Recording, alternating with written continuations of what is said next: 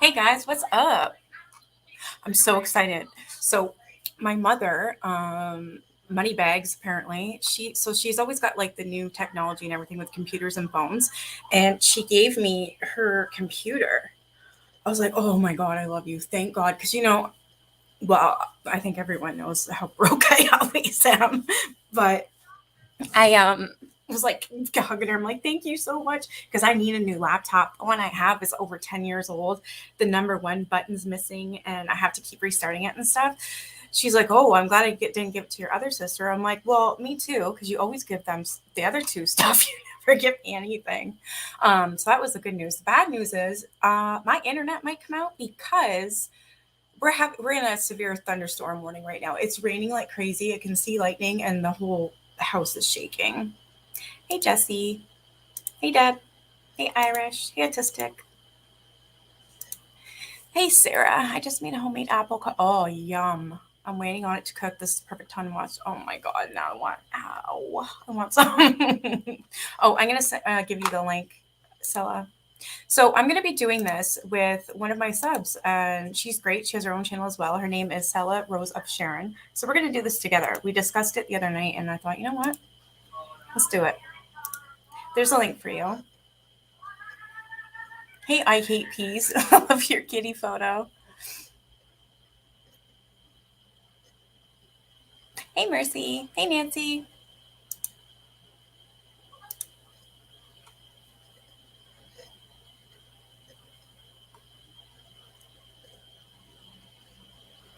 For my information, Uncivil is going over 7M again at 7:30 from KJ versus 7M. So it's just like up. So he's just going to go over what's been, I don't know, I guess updated, how they're not dismissing the case or settling or whatever. I mean, I already know that, but it would be nice to see and watch too. So I'll have to watch it after. Thanks, Kim. You're also everybody. My one of my mods, Teresa. It's pouring there. It's pouring here. Same with you too, eh? Hey, Melanie. Hey, Kim. Hey, Brittany. It's gonna storm again. Holy, it must be everywhere, eh? Not a cloud in this, of course. I put the link in the chat, Selah. Here, I'll put it again just in case. Oops. Then you can come up here. Thank you, Kim. You had a good brain too, Peace? Wow. My dog started like pawing at my leg, and I'm like, oh, come on, you can't sit. I'm sitting on this little tiny stool thing. I need to get a decent chair. But I was sitting on this little tiny stool thing, and I'm like, there's no way I can pick you up. And then I realized, oh, it's storming.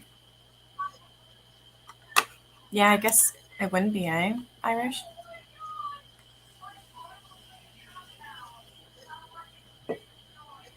Oh, I can feel it. I just hope my internet doesn't go out. I wanted to do this. I thought that it would be good because, like, do you guys all know about the Adam Walsh story at all? This happened, I believe, in the 90s, and how the only thing they found of this poor boy was his head. It was heartbreaking. I watched the movie, and then I haven't read the book, but I have the book, so I'm going to read that.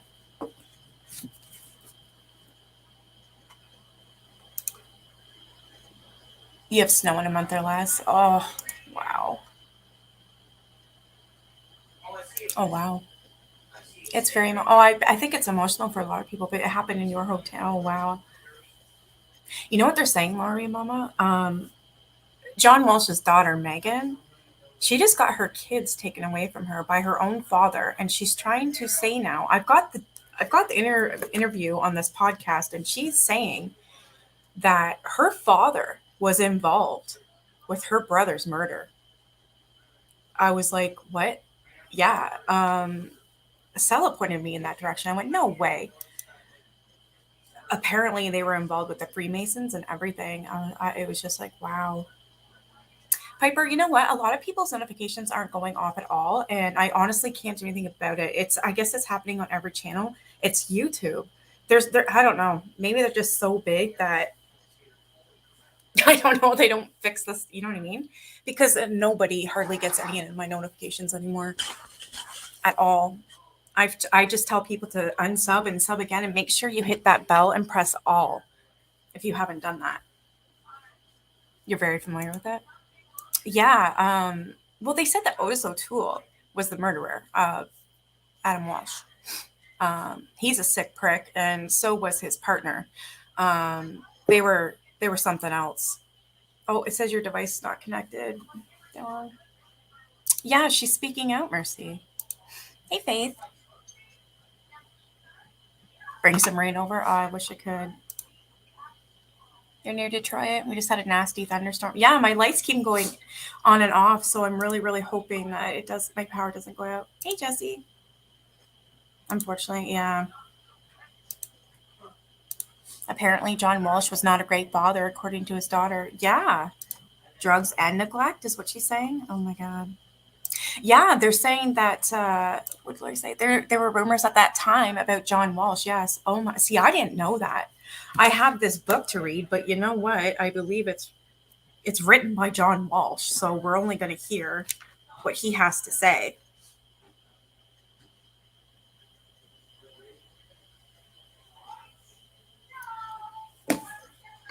Apparently, Mom left Adam alone for a long time in that store and did all the time. Really?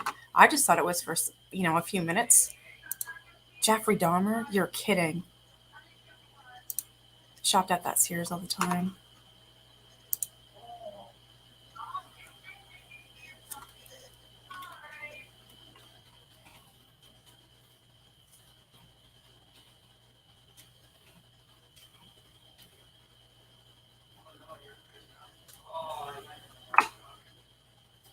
I prefer, I know a lot of you guys are interested in the KJ stuff, and I'll still keep doing that. But this is more my thing. The Jenny Martinez story. Okay, I got my pen and paper ready. I definitely will. I want to finish Helter Skelter, so I'll still continue doing that every Thursday, and then every Monday I'm gonna do the Adam Walsh case, and yeah, I can definitely look into where to go. Okay. There. And Nancy, yes, I'll check into that as well. Hey, Autistic. I never heard either, Kim, that he was a suspicious ever. No, me neither. But according to the daughter, where he lives, he's got the police wrapped right around his finger, which I would imagine because of what he does for a living, right? I'll have to check into that story.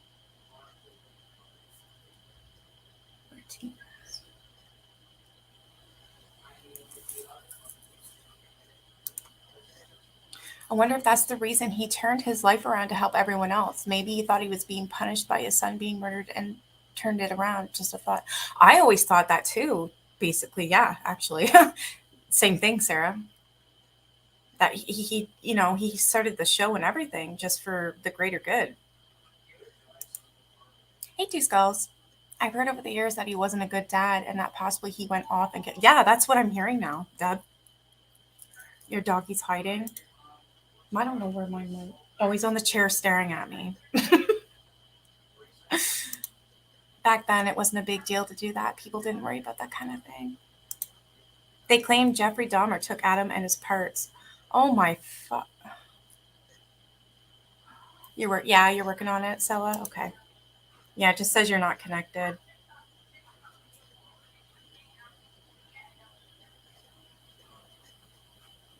You're under severe. Yeah, so are we here in Canada.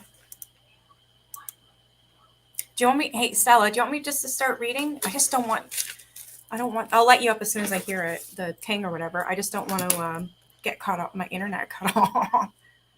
But thank you for explaining this. I should have you up here too, Lori, actually. If you felt comfortable. If not, that's absolutely fine. But I like hearing your insight. The police did not know what to do about missing children. The search was delayed. So yeah. Yeah, you're right. Back then it was a huge issue. And I think that's why he started that show, because he wanted better help. And that's why there's Amber Alert and all that other stuff, right? Yay, no twat waffle talk. Hey, Tina. We need to get that in, to get this info. Yeah. Megan is sticking by that after even getting her kids taken. I mean, that says something to me. Yeah, it does. Yeah, that's when, yeah, isn't that when it started too, Kim? Because he was on the milk cartons. I actually, there's a photo in here. I'm going to screenshot it or share it if I may, if I can. Oh my God. There's so many photos of him. It's really, really, really, really sad. And if it's true that he has something to do with this, which I honestly can't see it, but I don't know him.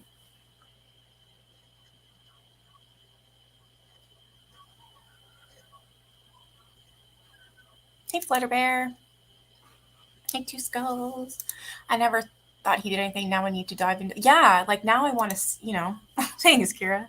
I can't do my N anymore. I'm on a new computer, so I I just grabbed whatever one I could find. It was either this or a picture of Charles Manson. That's all I had, apparently.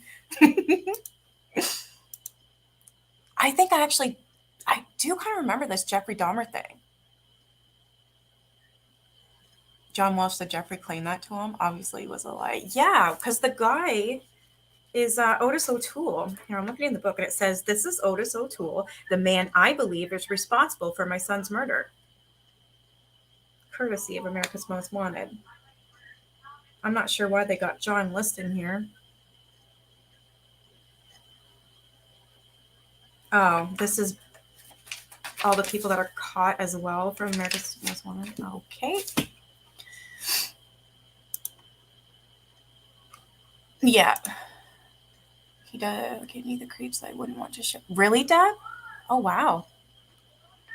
I always was like, not really like a fan. Well, yeah, I guess I was a fan. I mean, I'm not saying I'm not now. That was the first missing child case. Yeah, I heard that as well. You lost power too? We keep losing power and flickering. Amber Alert was done late after a girl Amber. Yeah, no. I know that much, but I mean, I'm like, they didn't have those Amber Alerts then. And then after, even him, they still didn't have much, My whole building shut down for a few hours with hail. Yeah, it's really bad here, Kira. Nothing shocks you anymore. No, true, right? Thank you, Deb. It's better than Charles Manson, right? Yeah, you never heard of that either, eh? The picture with the baseball uniform, I can't get it in my head. Yeah, that's what my thumbnail was. Yeah. Yeah, that was good earlier, Jesse. You did do good. That 7M paper dropped today and your head is spinning. I need to look that up. I'm going to have to do a video later. You're beautiful. I'm not flirting, I promise. Oh, thank you. I did hear about Jeffrey. They thought having something to do with it, though. Yeah, I do. I was like, no. Yeah, I do vaguely remember that. I think Selah must have told me. Or I seen it on the news or something. I don't know. I read it somewhere. Wasn't anyone they were on to. Yeah, he wasn't. But it was an interesting theory. Yeah. No, I don't think he had anything to do with it. He was more into gay males. Oh my god, my power just almost went out again. Oh, there you are. Hi. Shit. Jeez, come on. All right, I gotta put that back in here.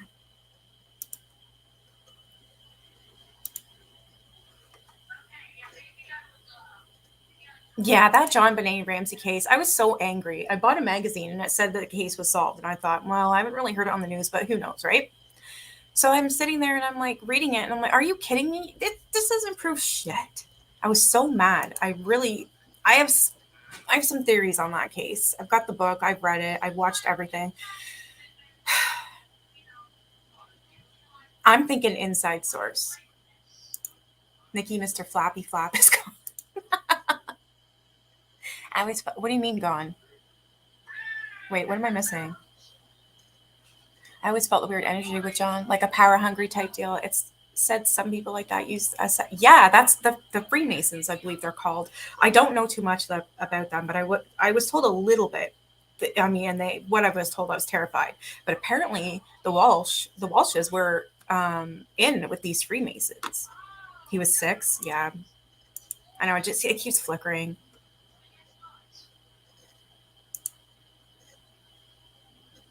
This is so much better. Okay. We're asking for injunction to shut up Katie. Shit. Good about time. Yeah, I really want to get into this. So you know what? I'm just gonna start reading. I'll keep my eye open in this chat. They came up with code Adam in stores now. Oh my god, really? Yeah, I guess Dahmer tried to claim it. Yeah, he went after well, I think even teenagers too. They were gay and he just because he was gay, but he never admitted it, did he? Hey Nana. I mean like teenagers, not children. Yeah, exactly. That would have been too young for Jeffrey. Absolutely inside source. Hey Mama 3. No, you're not late. I haven't even started reading yet. Hey all, I'm eating and I'm on the phone. Oh, no worries. It's hard on the phone. Flutter. Yeah. Like he was too nicey nice. Yeah. Your grandfather was a Freemason. I think we spoke about that before, Irish. That's scary. I lifted out the screen and chased him around the room and out the window he flapped. Oh my god, the bat. Duh. I thought you were talking about KJ's mouth. The flippy flap. I know I'm west of you, but can you please send me the thunderstorm? I'm sad. It's my anniversary. One of my cousins is. Oh my god. I am so sorry, Autistic Shell. I'm so sorry. That is awful. I wish you guys could see my Facebook. After I died, I became aware of all this stuff, and the Freemasons are in charge of most of what you see today. 1,000, I 1000% believe it. Wow. Yeah, he was closeted. Okay. I'm getting messages.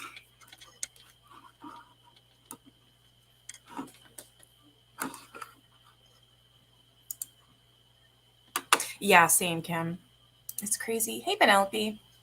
It's crazy that Adam Walsh's mom just left her 6-year-old son to play video games at a store alone while she bought. Yeah, if my son and my nephew were together, where I live, I would do that because it's not big at all and everyone knows everybody, and I just that stuff doesn't happen.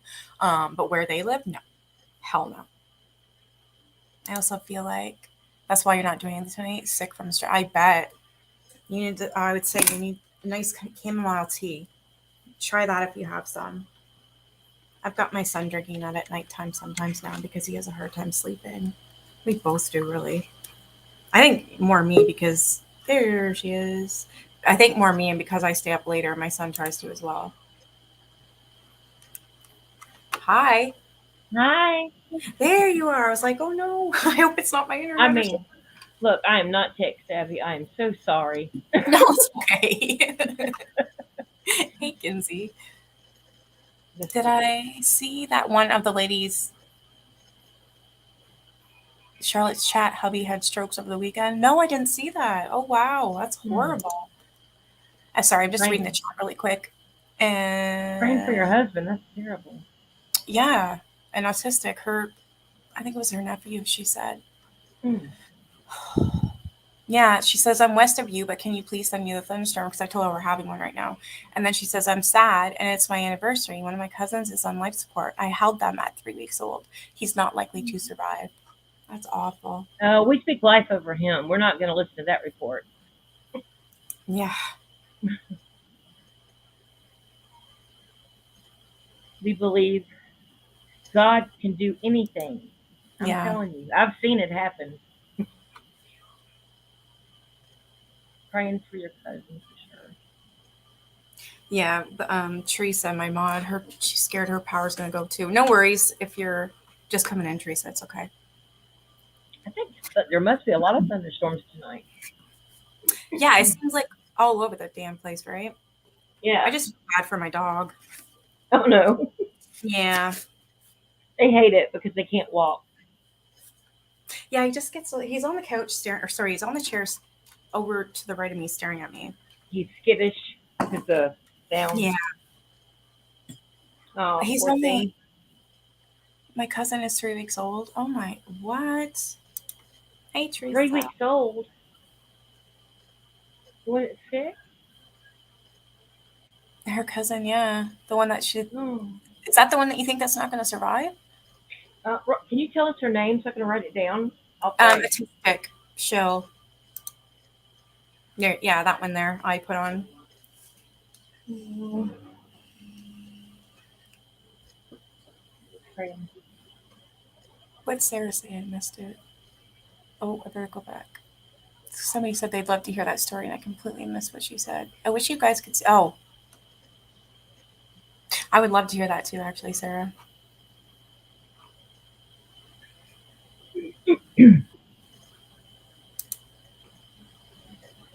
Well, I was listening to some of that stuff, and it's interesting to me that John Walsh, he lives down in Vero Beach. He moved there Yeah, after Adam's head was found in the canal, and it's so weird because the Gabby Petito, her yeah, father and stepmother also moved down to Vero Beach while she was missing, and I find that so odd. yeah, And also, Casey Anthony was very close to there because she lived in Hollywood, close to Orlando, which is also where John Walsh used to live. This yeah. stuff is so connected, y'all. Well, I'm wondering because you were saying something about the Freemasons, right? Yes, my family. I come from a high level Freemason family, and all mine are dead now. My Yeah. father renounced it. I'm thankful, so I'm not really scared to speak about it now. You know, Another one here Megan. in the audience that has Oh, her. really?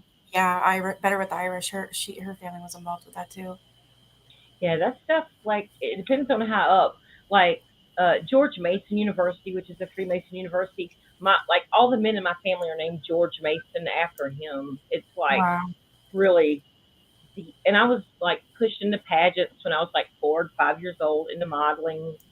Um, yeah, and offered a lot of modeling contracts when I was like 17 with Elite, who has been outed now for trafficking. Thank God I did not go. I'm so thankful I got knocked up and I was a heathen. Yes, it saved my life. Oh, they tried to get me to have an abortion, of course, and Oh, kept, yeah. And they're like, you gotta I come, do you not gotta believe come. that. No, me neither. Because I was forced. Actually, they did force me when I was 14, and I did have an abortion, and I was forced, like dragged, forced. Remind me, Irish. She said she can show. Better with the Irish says that she can show articles. So who's on panel is Selah Rose of Sharon. So we're gonna do this John Walsh story, about Adam Walsh. We're gonna do this together. But remind me, Irish, and I'll get you up here so you can share your screen and stuff, and we'll show that. Um, Mm. First, I'm gonna start. Do you have anything to say or anything before I start reading? Oh no, I was just saying for her. She's the one that has the Freemason family. Yeah, Better with she Irish. said her grandfather was, but her grandfather was. He was connected in Boston. Yeah, my grandfather was the 33rd degree. He was the one that was in D.C. and I went to D.C. with him. So, like, I would love to talk to you sometime. That would be really nice. That Yeah, because I you can don't get. meet very many people, that actually understand unless they've been in it. Irish has my cell phone number. If she's comfortable with it, I can give you hers or vice versa. Yeah, absolutely. I'll give I mine. talk to her personally. Hmm. All right, I can hear this storm getting bad. Okay, I'm gonna just start reading, and I'll make sure I keep checking the comment. All right, so this one is by John Walsh, and it's called "Tears of Rage." It says, "From grieving father to crusader for justice: the untold story of the Adam Walsh case." From what's being said now about Megan and all that, it says this is for Adam, Megan, Callahan, and Hayden, and all the children we will never meet.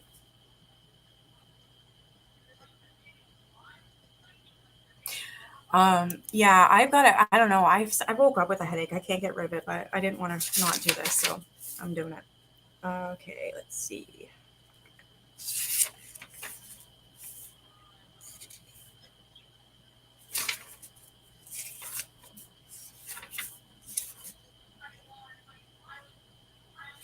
All right, this is the prologue, so I'll read that. Hey, Jan. And when they ask, as I'm sure they will, why I have decided to speak about these things, I will have an answer for them.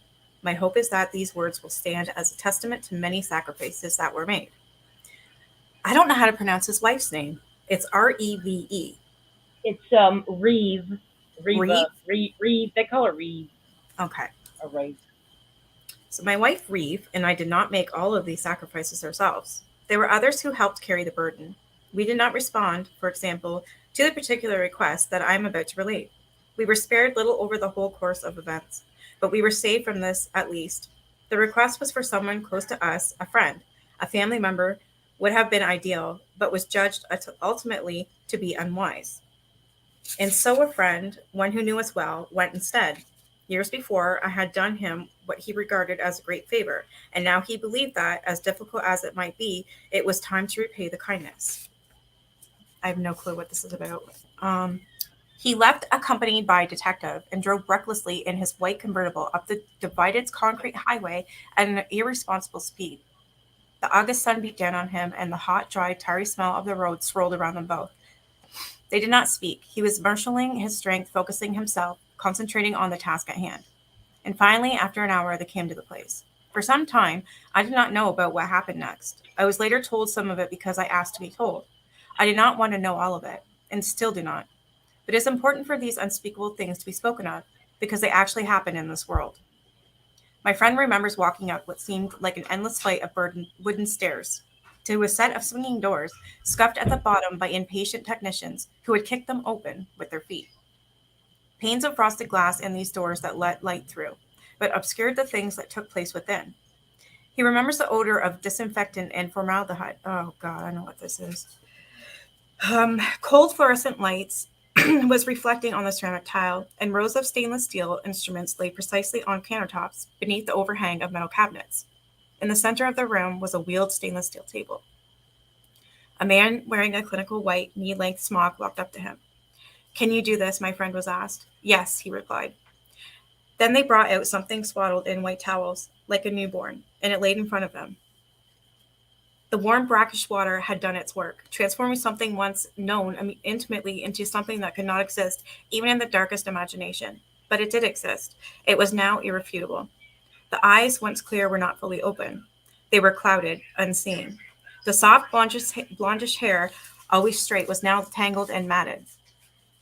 The unblemished skin, the kind that had never deeply tanned, was taut, like a thin sheathing of plastic that no longer contained anything.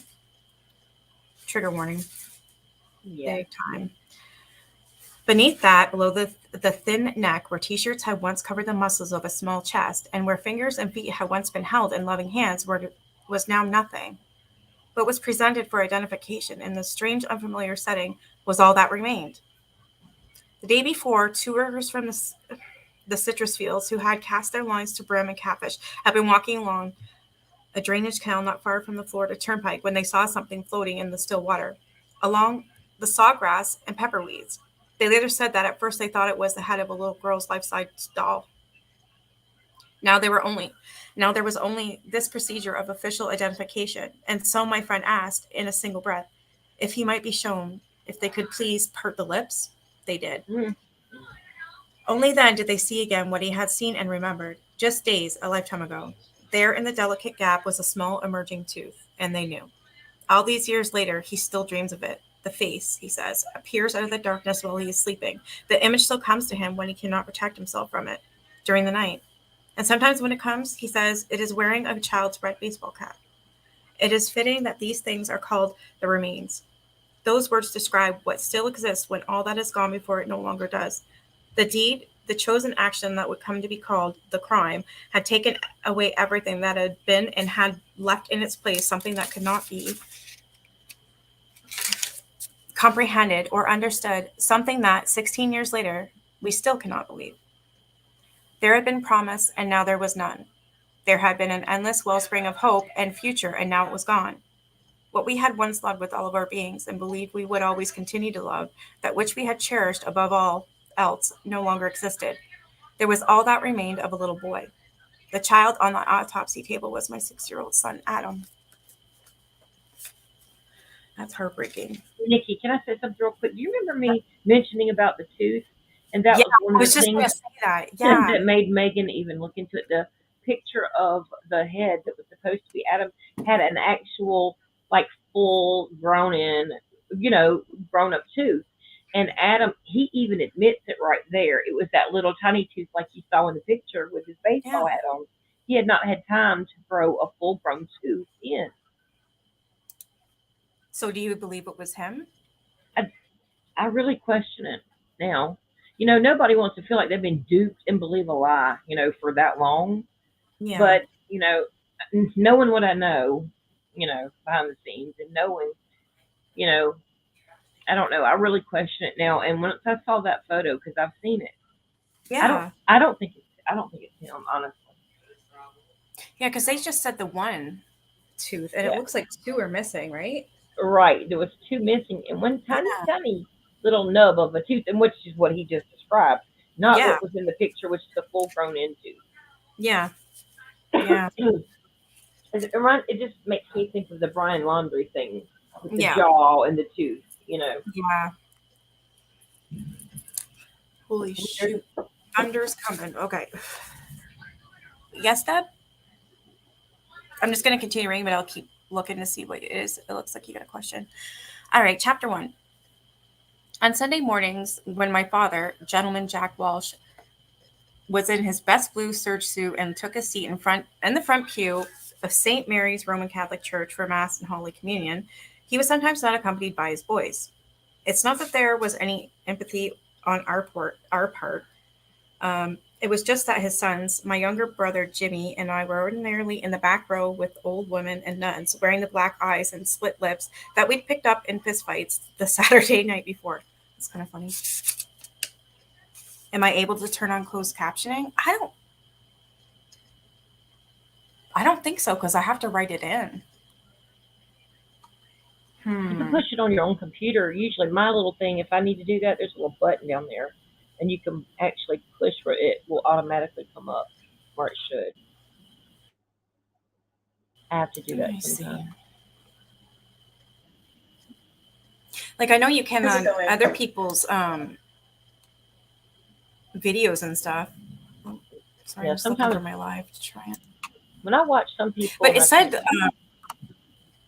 think, it says to me that I have to put my own words in for closed captioning. I was like, okay, I'm not going to go through a 2 hour no, video. oh no. No, I just thought it automatically did it, but apparently not.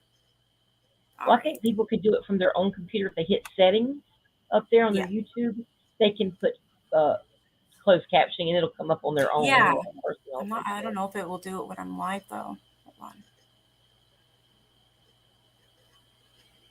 Oh, come on.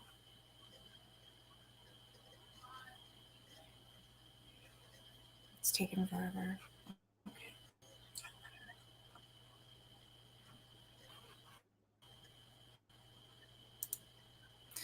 There. Okay. There should be. Yeah, I'm not seeing anything. Yeah, it won't let me click on it. I think It it's because you're already sucks. on.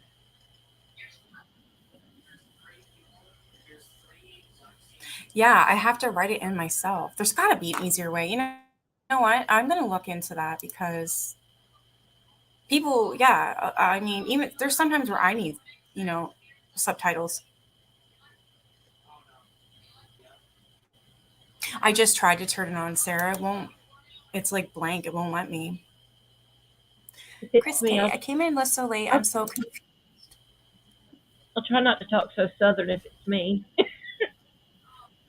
No, I am a fast talker. I'm sorry. I'll try.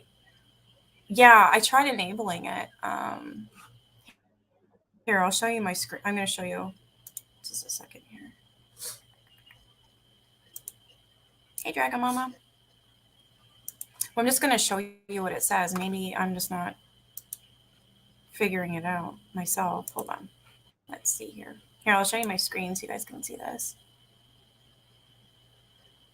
Can you see it? See how right there it's like blank? Oh, right there.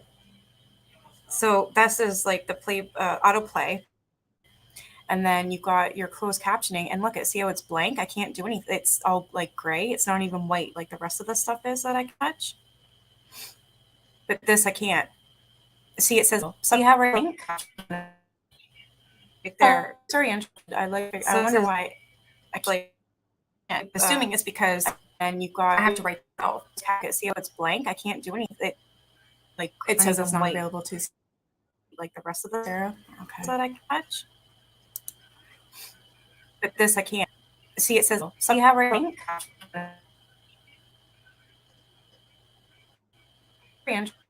I wonder why. I like assuming I have everybody see how it's blank. I can. Everything's going slow on me. Can't do anything. It says it's not. Oh, Okay, yeah, I'm gonna hurry up with this book. Okay, Teresa says we can see it. this I can't. It was not. See, it says my brother that his sons were in the unholy condition. Yep. And I like it. Like everybody see. Oh no, it's blank. I can.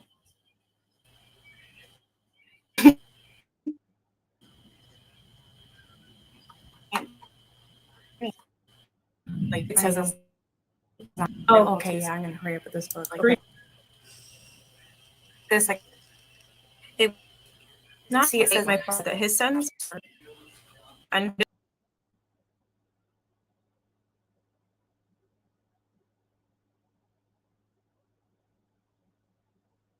Oh, I can't hear. I lost somebody.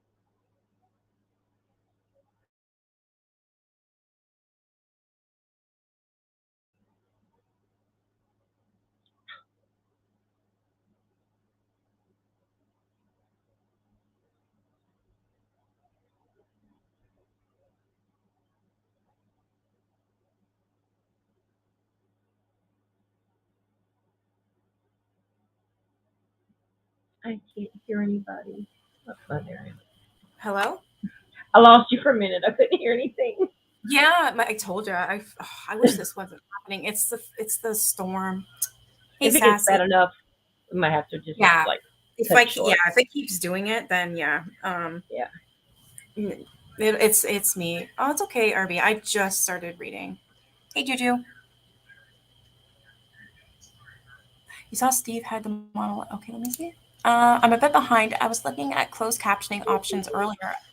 I think Outline does them after live streams. I saw Steve had them on a live the other day, so we need to ask it. Yeah, remind me, Juju, because you know me. Actually, I'll just write it down because yeah, I'm gonna ask him. Hey, Juju. Steve.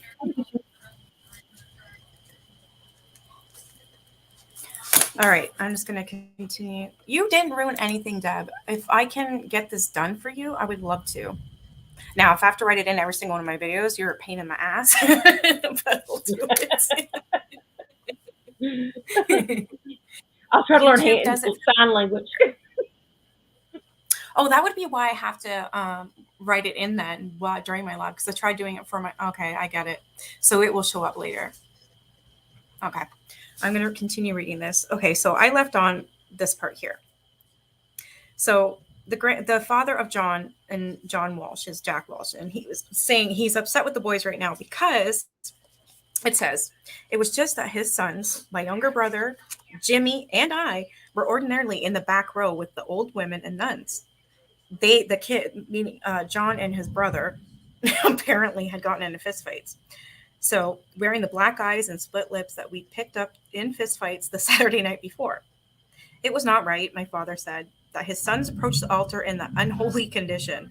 You can give God 1 hour of your time, of your life each week, and thank him for what you have, he would say. And you can be presentable while you're doing it. That's not too much to ask.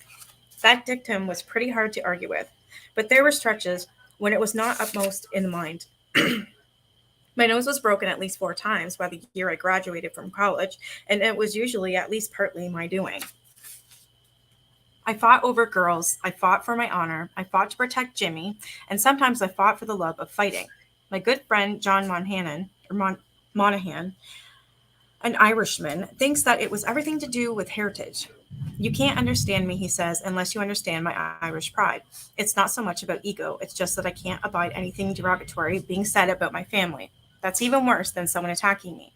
I'll fight to my last breath to protect my family's honor and my own. I couldn't care less. Once in the 1970s, Monahan and I were in New York City on business and went to a great Spanish restaurant at 52nd and Broadway. We were walking along and 4 guys tried to roll us. I went for the first guy, whacked him on both ears, crack, and he went down for the count. Then I turned on the second guy, who was a lot bigger than me, and almost put him through the window of Gallagher's Steakhouse. Wow. Monahan and I both spent time in the ring, and neither one of us backs down. I did not learn to fight. It's okay. Sorry, buddy. I get you. I did not learn to fight from my father. His given name was John, like mine, but he was known either as Gentleman Jack, or more often by his nickname, which was Adam. It was always "Good morning, Adam," and there goes Adam Walsh. I don't really know why that name stuck maybe because it seemed as if he was such a premier guy. First in everything, he had been drafted out of Notre Dame when he was 20 to serve in the Air Force in World War II. Anyone, can you hear it?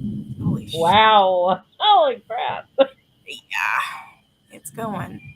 You got a heck of a storm. Yeah. Sorry, didn't mean to do that. Ooh. Um, You know how in Poltergeist, when the lightning and the thunder is real close yeah. together, it's right on top of you. Oh, everything keeps popping up and I don't know why. Stop it. There. Okay, so he doesn't know why the Adam Walsh name stuck for his father. He was 22 to serve in the Air Force in World War II, and he went on to become a B-24 bomber pilot in the Pacific, the first lieutenant in a crew of 12. The B-24s were behemoths, big, dangerous targets in the sky, with gunners stationed in the nose and tail. My father rarely talked about the war, but he did tell us about how, over the radio, he heard his buddies being hit and going down. And he told us that the important thing to remember was that nothing was more dangerous in the world than a disorganized crew being disorganized could kill you. Leland, can you let Jack up to sit with you? He's shaking. He's scared. Just call him over. He keeps crying, and I have like no room on here. I feel bad. Where do I put Jack? Where you're sitting, where you're playing the game. Just ask him to tell him to come up because he's scared. Thank you. Once when he was listening over the radio. What? What's I was right? just gonna say what they're talking about right now really does sound like the good guy, the good fella kind of stuff. Yeah. And this was Mhm. John's father. Yeah. So that's generational usually. Yeah. Go ahead. I'm sorry. It's okay. Once when he was listening over the radio to a plane going down, all the crew members were fighting over the parachutes, screaming and trying to jump out of their burning plane. My father always said that the reason he survived the war was because his own crew had been so disciplined. He had made them drill and rehearse constantly, just constantly. What if this happens? What if that goes wrong? What do we do? What's the plan? My dad was a hero. He had medals, lots of them, for bravery under fire, and what he told me was to always be prepared. Later, he entered Tokyo with the Army of Occupation, and I'm sure saw a number of things that he would rather not have seen. When he finally came home from the war in 1946 to our hometown of Auburn, a pristine town in the Finger Lakes in upstate New York, my father never wanted to leave. He had seen the violent side of the world and wanted no part of it, brought into the big clapboard house on Lake Avenue. Sometimes he would go to see the World Series or to the Yankees game or the fights in New York City, but mostly he didn't want to spend even a single night away from home. My dad was the role model for all of us. Me, the oldest born, born the day after Christmas, 1945. My wife Rev, who would not enter the picture for quite some time, and that I consider it an affront that I was not born on December 25th. Then there was Jimmy, a year and a half younger, my younger sister Jane, and her late in life Irish Catholic mistake baby brother Joe, who wasn't born until Jane was in the third grade. That's nice. Mistake. Who's Jane was Jane? apparently a mistake baby brother. Oh. Oh, sorry. Joe who wasn't born until Jane was in third grade. He was the mistake baby brother apparently. That's nice. Hmm. Jane was beautiful and all around great girl. Dad always said, "Don't ever lay a hand on your sister, Jane, or you will pay 10 times the penalty." Ah. And we did. My brother and I tormented this girl. We tied her to a tree and cut off big chunks of her hair. Holy But crap. that was just what you did to your sister, apparently. Yeah. Wow. You teased and tormented her. Oh my God. He started out like a serial killer. Well, yeah, that's what I'm thinking. Somebody was Dang. saying in here that he's not the nicest guy. Well, I Uh-huh. believe that now. Yeah. To this day, we love her. Oh, I bet. And she loves us. And it all worked out. I'll bet. She loves your ass. Oh, then he goes, she gets to blame us for the rest of our lives. I would too. She probably can't go to a hair salon without having flashbacks. Right? Oh my God. If someone tied me to even my family, oh no. Oh, that's terrible. Nightmares. It's not fashionable these days to remember happy childhoods, but that was the way mine was. Mostly what I remember is that my father loved my mother and that she loved him back. They had a respect for each other, and even when they were older, they would still go out to dinner together and hold hands.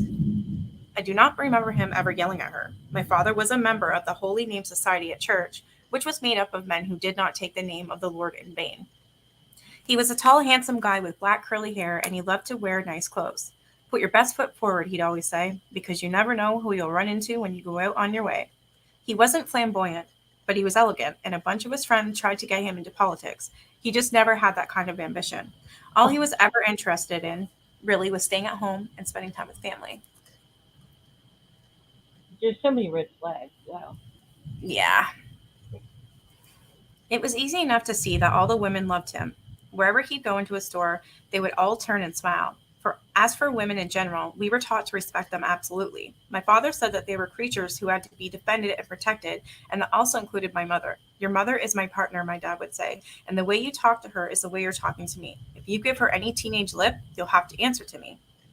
My mother was too nice a person ever to be the big family disciplinarian. She had grown up in the big house on North Street, where a lady made doll clothes for her dolls, and her family had an English cook and gardener, and formal gardens with lilacs and a little pond with goldfish in it. The Callahans were lace curtain Irish. My grandfather, James Francis Callahan, had owned a lot of real estate and a paint company and a country club by the lake, but mainly he owned a big building company, Callahan Construction. He had poured the concrete for the huge prison in Auburn, the first one in the area, and when the time came for the first electrocution there, my grandpa Callahan was invited to be a witness so to it because he had helped build the place. Well, My mother used to show us pictures of him, handsome, sitting in a raccoon coat in his big, elegant, polished automobiles. And then when he was in the middle of all his success, a blood vessel burst in his head and Grandpa Callahan died of a stroke at age 45. Oh, wow. Not long after that, his wife, holy shit, it's really bad out there. It's freaking me out. Sorry. I bet. Oh, I can't believe I still have internet.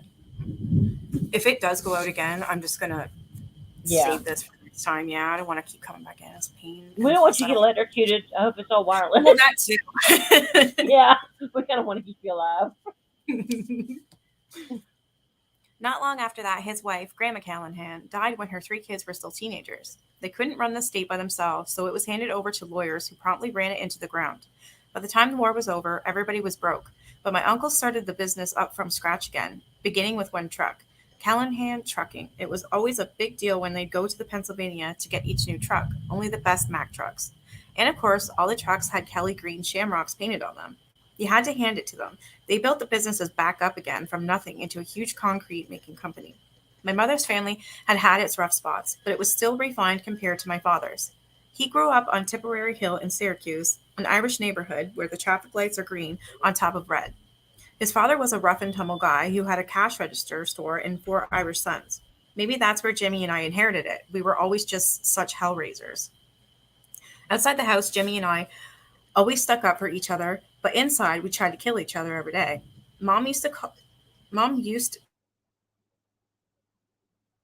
call us Cain and Abel. Once we got into a fight in the kitchen and just about destroyed it, knocked the roast on the floor, and broke some plates that had been handed down for generations. But the fighting was the thing in those days. It's a testosterone thing, a male bonding thing that women will never in a million years understand. We just loved to roughhouse. We called it roughing up in those days. You didn't have guns and you didn't have knives. You had your fists and you definitely settled your scores of honor.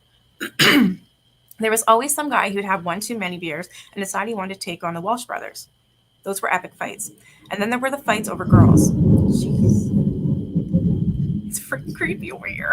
Oh my god. It's that storm. Oh, this is a bad one. It is. I can only imagine I how don't know loud why it is for girls. you if we can hear that. It's very loud. Yeah, if you guys can hear it, yeah, it's loud. It's shaking my house. I don't know why girls wanted to hang around us, but they did, especially the pretty ones. Girls love bad boys, and I'd get caught all the time, sneaking out of their houses, parking with them in their cars, bringing them into the living room. Their fathers wanted to kill me, as did their brothers, and there was lots of "you keep your son away from my daughter" confrontations. But those never worked. It only made the girls want to see more. In those days, there was always something going on at our house. It was full of people all the time, usually around the dining room table, eating. My mother baked something nearly every day, and she fed legions of kids pot roast, meatloaf, spaghetti. My dad's big hobby was befriending kids who had non participatory parents. His philosophy was that it was better having everybody at our house and knowing what was going on than worrying about us at somebody else's house unsupervised. For a long time, I wasn't aware of much that took place beyond our house. I was so wrapped up in puberty that I didn't really pay attention to what was going on in the rest of the world. Leland, can you turn that down, please? Thank you. But I do remember the day that my father brought home Eddie Miles. Eddie Miles was a poor kid who lived in the downtown part of Auburn. It was not far from my father's office, where he had taken over the cash register business from his father. There was one house on that street. This little boy lived in there, and the whole family was so poor, of course. Eddie would always be out in front of my father's store, and my dad would notice him and take him for an ice cream. He felt so sorry for that little boy who had no chance in life. Nobody really cares about him, Dad would say. Of course, the Miles had no car. The Mileses had no car, so Dad would always take Eddie for a ride with him. That's how Eddie got up to our house. My dad would say, Eddie, would you do an errand for me? And then he would just sort of take Eddie along. Eddie Miles's father was always trying to work and always losing his job. Eddie was the oldest. He was dirty and poor, not the type of kid we associated with. Then one day, Eddie Miles did something incredibly stupid. He jumped into the river off the Big Lake Avenue Bridge. Not only did he not know how to swim, but he also broke both of his legs. Holy. Somebody fished him out of the water, and the doctors put him in a body cast. Eddie was going to live all right, but after that, things really went downhill. You can't take a shower with a body cast on, and nobody was taking care of Eddie. On top of everything else, he was really starting to stink. So one day, my brother, can you imagine? Oof. Poor Eddie. Yeah. So one day when my brother Jimmy and I were about 10 and 11, my dad brought Eddie Miles to our house. We couldn't figure it out. We thought it was really an intrusion, this kid from the city coming into our nice house and my dad showing him all our sports trophies. Jimmy and I went out of the room and started talking about it.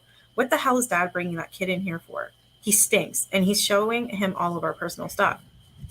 Evidently, my father overheard us because about 2 minutes later, he found us and took us out of the Eddie's earshot and really let us have it. Let me tell you something, he said, as angry as I've ever seen him. I'm going to tell you right now that you don't know how lucky you are.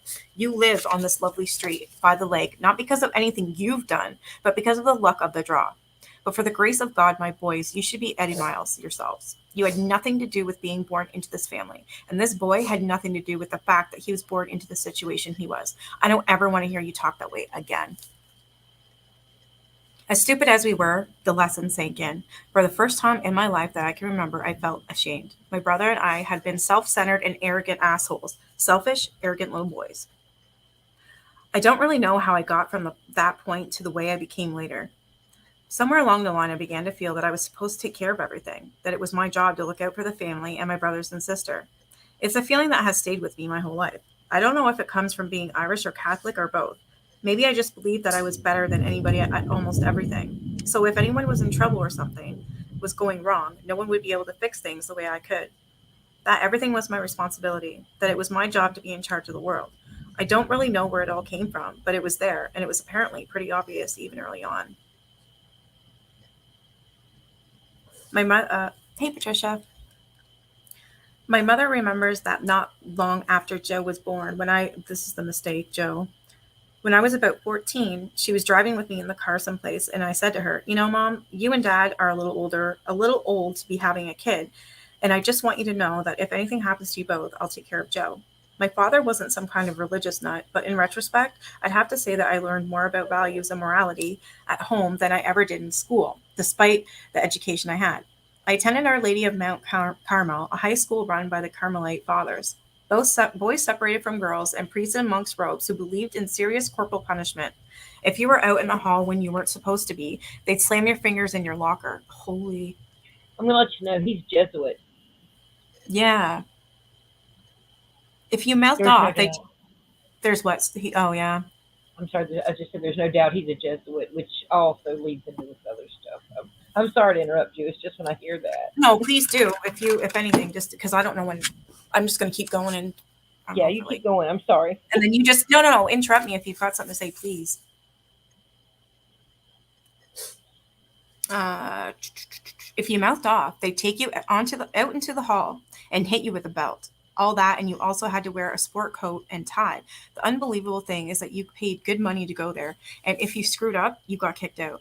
The academics were top notch, and some of the priests were great guys, but they ran that school with an iron hand. I had really high scores on my admissions test, so I spent 4 years in the advanced classes with the same 25 eggheads. We were the guys who took Latin and all the accelerated courses, and they expected a lot from us. But it was always easy for me. I never studied ever. I was the only jock in the group, and all I wanted was to get away from the eggheads and be with regular guys. After the war, my father had never had the chance to finish at Notre Dame. By that time, he was married and a veteran and had a family to support. So, of course, when I graduated from high school, he wanted me to go to his alma mater, but by then I had my fill of Catholic school. I decided instead to go to Auburn Community College, a junior college near town, where I played soccer and loved it. I was trying to save some money, so I got a job working construction during the summers. Callahan Trucking was all Teamsters by then, so I couldn't drive the trucks. My uncle Jim had a friend, a successful Italian man named Joe Pittergrass, who owned a big equipment company. Every year he would hire one college bound kid, so I started working there and learned how to drive heavy equipment.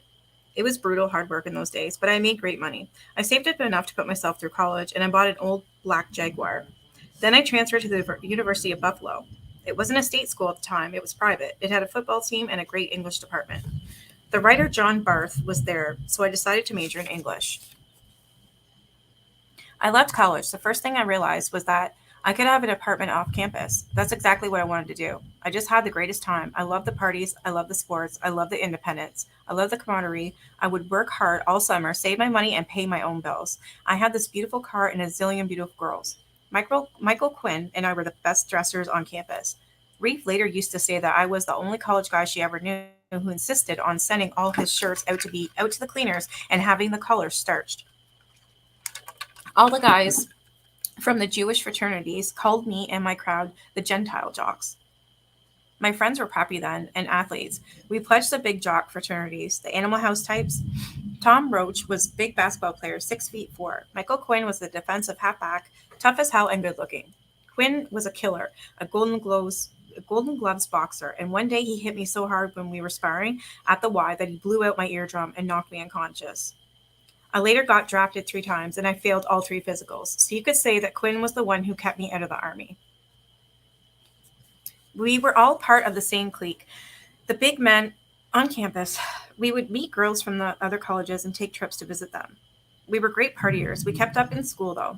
The only D I ever got in college was for a Red Cross class in life saving. I was a great swimmer and I got an A on the final, but I had never showed up for class. The instructor said, "You've never came to class the whole term. I'm going to give you a D." I told him, "I know more than you do about swimming. Why should I come here and sit freezing my ass off in this pool all morning?" He said, "Because I said so. That's why. And you still get a D." During my final year at Buffalo, I switched majors from English to history. Hey, Pink Phoenix. I don't know. Maybe I was Englished out. All I remember is all of a sudden being really interested in German history. It was the 60s and drugs were happening big time, but I was never into them. We were mostly into drinking, but never during the week. Later on, students of for a democratic society took over the Buffalo campus, and it was the beginning of the hippie movement. Being in a fraternity wasn't cool anymore, so all of my friends and I depledged. Wasn't he into drugs though when he was younger, John? I thought he said that. Yeah, I thought I. I mean, I'm Irish, so I mean, and Scottish. But I can, a lot of Irish drink. That's not unusual. Yeah. Uh, Hey, but knitting I and all think things. maybe he's hiding some of that. Yeah, that's what I'm wondering. Everybody was into love beats, love ins, and being a hippie. When I went home that summer, Joe Petergrass said he might not employ me that year because I was a long hair and against the war. My dad was the greatest guy in the world about it. He said, "World War II was totally different, John. I fought for this country because it was a terrible threat.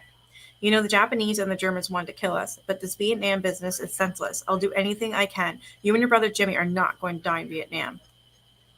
As college kids, what we were most into was working out at the gym all the time. We cared about what we looked like on the beach or to girls. I always had girlfriends, usually a couple at a time. I didn't think I was ever going to settle down. I was just enjoying everything too much. We used to go to Bruner's, a college bar that was packed with all kinds of girls. Rosary Hill girls, University of Buffalo girls, sorority girls. It was a fun bar, no band, no disc jockey, and a lot of noise. My friend Reggie Ear was the doorman. Those guys who just couldn't seem to get sorry, was the doorman. He was a big man on campus too. Older, but one of those guys who just couldn't seem to get his diploma. He was handsome, and the bartenders were Irish, and the bouncers were all football guys. One night at Brenner's, Reggie was trying to pick up this girl named Barbara Whitman. Talking to her all night. Barbara was there with a girlfriend, the quiet type, just kind of tagged along. Reggie took me over to meet Barbara's girlfriend, and I said hello. She was about 20. She was beautiful, and she had a body. Boy, this incredible centerfold body. I asked her what her name was, and she said Rev. Okay, I'm going to have to write that down. It's Revee. With the accent. It's Revee with the accent in the second. Revee. Okay. No, it's okay. I didn't know either. I'm going to write that down because I'll forget. So it's Revee.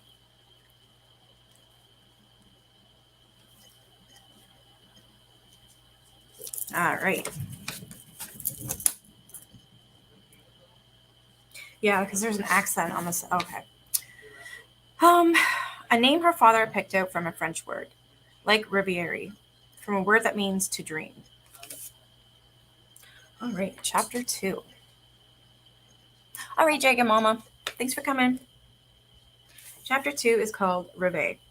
I never gave much thought to how old Revee was. She was pretty, she dressed sharp, and there was also that body. We were starting to kind of hang around together. She took me horseback riding, and we went skiing. She was always into her own thing, and I liked that.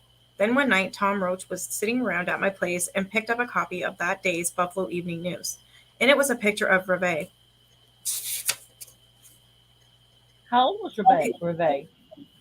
Hold on. I think it said. He said I didn't really pay attention to her age. What does that mean? Was she older or younger? No, I believe no, she was younger. By how much, I'm not sure.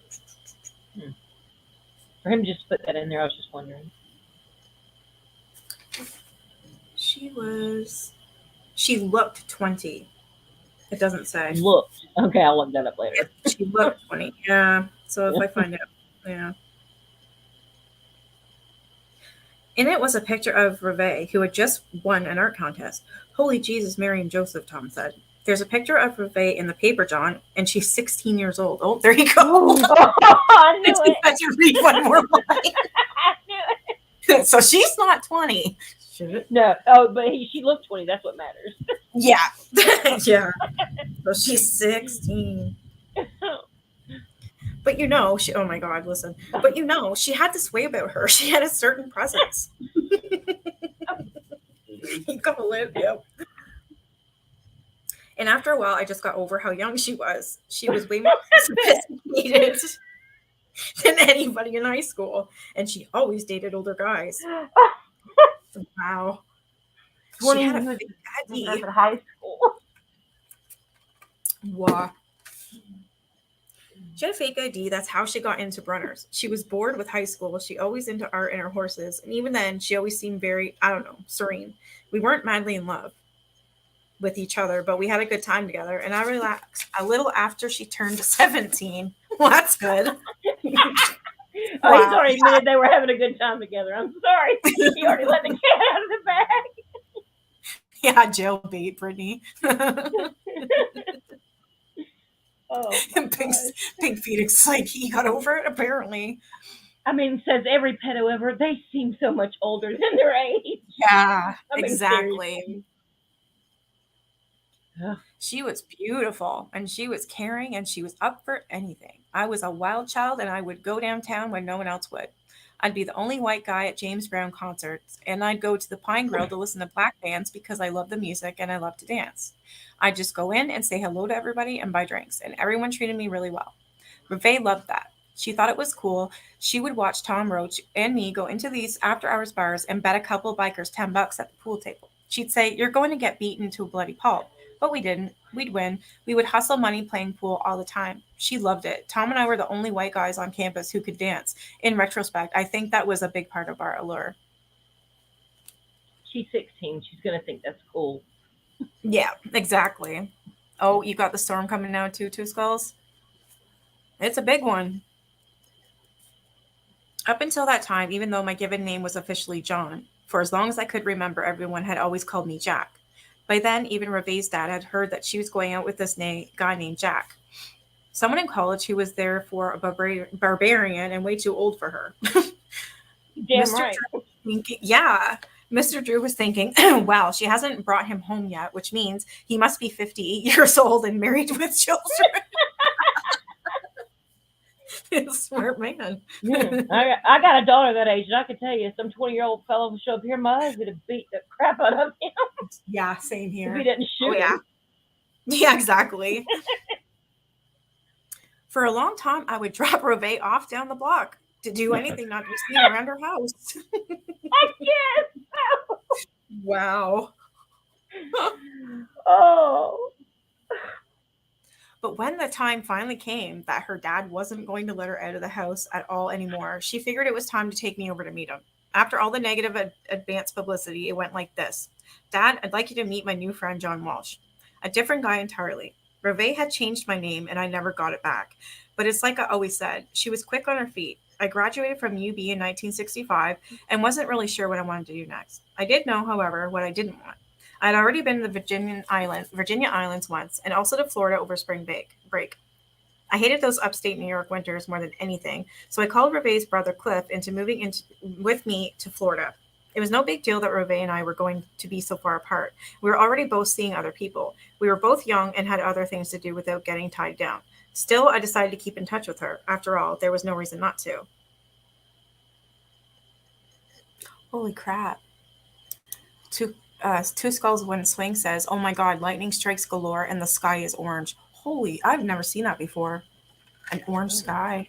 I've seen a lot of those lately, actually, on not here, but like on the internet, watching other places their storms. Yeah, I'm not sure if Weird. I've ever seen that before. I mean, I'll see it.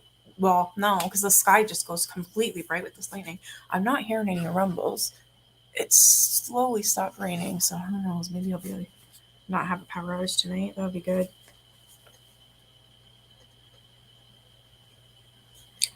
She wound up coming down to visit me in Florida, and we had a great time. People liked her, or as one of my friends put it, she was John Walsh with longer hair.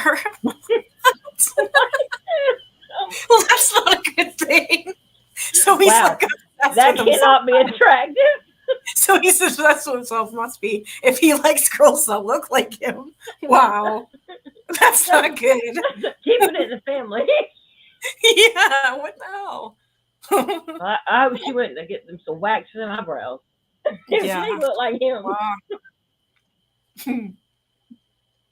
And I would see her when I went up north to visit. After a while, Cliff decided to move back to upstate New York, and when he did, I got my own apartment and a job at Diplomat Hotel. It was a gorgeous place on the beach in Hollywood, Florida, a town right next to Fort Lauderdale. My friend Jeff O'Regan had by then come down too. I knew Jeff from Cornell, where he was a big football player. The minute we met, we became instant great friends. He was a daredevil, and we both liked dangerous sports. He was a barefoot water skier, and we both loved scuba diving and deep sea diving and spearfishing. Whenever we were together, it was the saga of Jeff and John.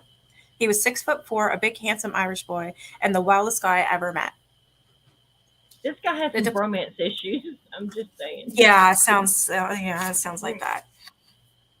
What the hell? Patricia says, I know who dates someone who looks like them. That's He's like, weird. oh, he's 6'4". I mean, he sounds like a girl describing Yeah, some cute new guy on campus. it's a little strange. Oh, good. You got a whole bunch of. Okay, that's good. You got battery packs. The Diplomat was a huge luxury hotel right on the ocean, and I was a cabana boy working on the beach. Then head cabana boy, my job was to set up 100 or so beach chairs in the morning and take care of all the guests. I made great money, a few $100 in a day in tips. I got to swim in the ocean every day and party every night.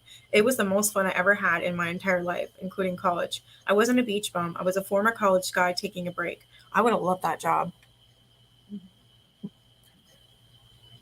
I was a former college guy taking a break. There was always a bunch of little kids hanging around, bothering me. One of them, who belonged to one of the hotel's top executives, John Monahan Sr., was little Michael Monahan, about 10 years old. Michael and his brother Johnny were just a couple of little squids. I'd take them surfing and diving and up to the sportatorium drag strip with me every once in a while, so to them, I was a big hero.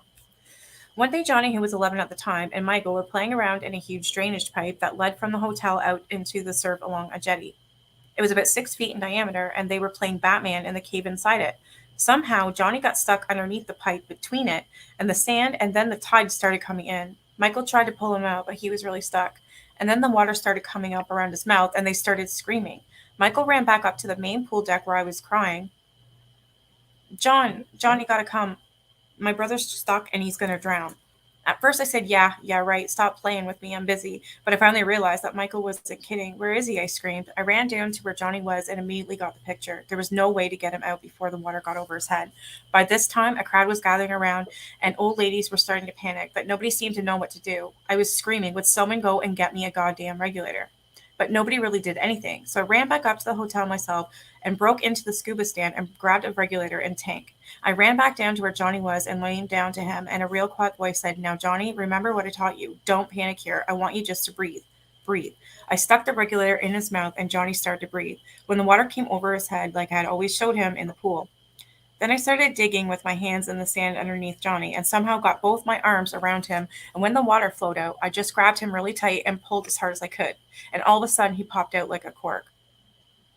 I do not honestly recall the episode as such a huge deal, but nobody ever forgot about it, especially John Monahan. Monahan used to say that he had always liked me right from the start. But now, thinking that I had saved his son's life, well, you can imagine, I am not trying to minimize what happened that day or what might have happened had not cooler heads prevailed. But to me, more than anything, it was an object lesson about practicing what my father had always preached: stay organized, don't panic. The Walsh brothers were known for surprises. At my house, we were always giving our mothers a heart attack. So one night, Revee came over from a date, and there I was, standing in her foyer, right there on her doorstep, the hallway, actually telling her that I loved her and that I wasn't going back to Florida without her. I didn't bother giving her any time to make up her mind because in my mind, the decision was already made. I asked her to marry me, and I went up to her hometown, Clarence, New York, to give her a ring. She picked me up at the airport and in her father's car, and as she was backing out of the parking space, she ran into a big cement lamppost and totaled the black end of the car. "Well, we can either go home and tell my dad about it," she said, "or else we could just go out and have a good time." So we set it out for the evening, and later on that night, Reve also managed to lock her keys in the car. At that point, the car was already wrecked, so she just figured that, well, hell, and we kicked in the wing window of her father's beautiful new silver Ambassador. I guess you could say things have been kind of that way ever since. It wasn't too much later that Reve finally packed up her sewing machine and her cheerleading pom poms, and we drove to. I know, right? Pom poms and a sewing machine. Okay. It's like two different girls in one. She got a double life going on.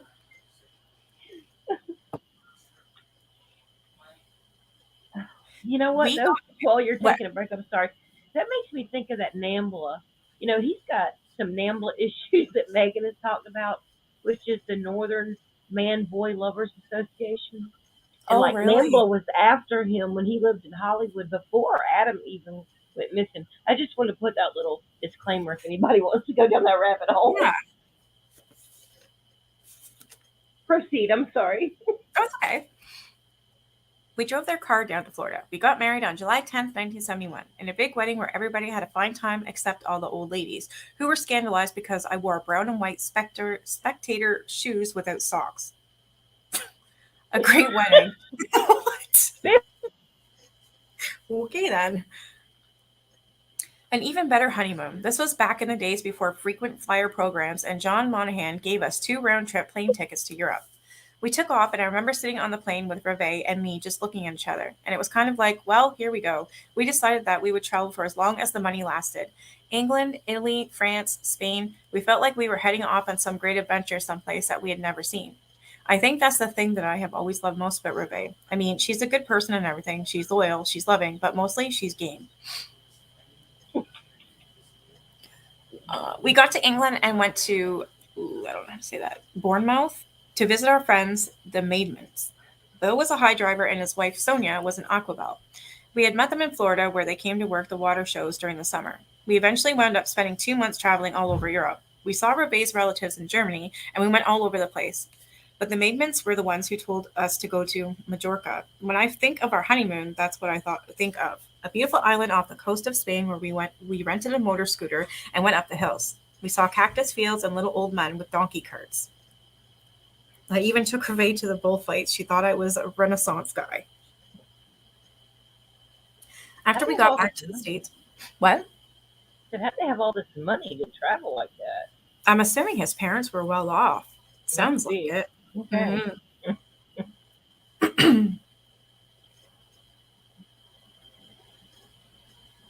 After we got back to the States, we moved into our first little house in Miami Shores. I got a job as a cabana manager at one of the big high rises on the beach. I think the boss wondered what a college graduate was doing even applying for the job, but the money was good and I got to do a lot of diving. I knew that I'd be working serious jobs soon enough. We had a lot of fun in those years. John Monahan had always liked me, but after what happened with Johnny, he was really impressed in helping me out. After a while, I finally decided that it was time to get a real job, and he gave me one. Monahan worked for a huge company called the Gulf American Corporation, a big land development company, and owned nearly a million acres in Florida, Arizona, and California. GAC had gotten into a lot of trouble earlier on because they had built cities out in the middle of nowhere to help sell their land off, many cities like Coral Gables, River Ranch, and one in the Bahamas called Cape Eleuthera. These were all self-contained resorts with restaurants, drugstores, and everything. So that when you went there, you'd think, geez, this is really great. I'm going to buy some land around here. Except that there was nothing else around but the resort.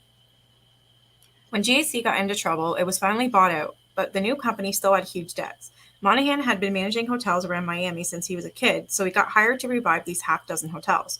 Hotels in places no one had ever heard of. Bermuda Ranch, the Everglades, River Ranch, up in the middle of Florida, and Cape Coral that were all decrepit and losing money. He was called in by the bankruptcy courts and asked if he could take over these 6 hotels. Monahan said that I was the kind of guy who drove my motorcycle too fast and wanted to see the whole world in 15 minutes. He liked that, so he hired me.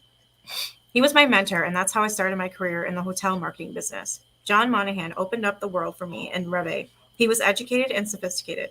His wife Peggy was beautiful, and they knew everybody in town. Monahan loved Revee.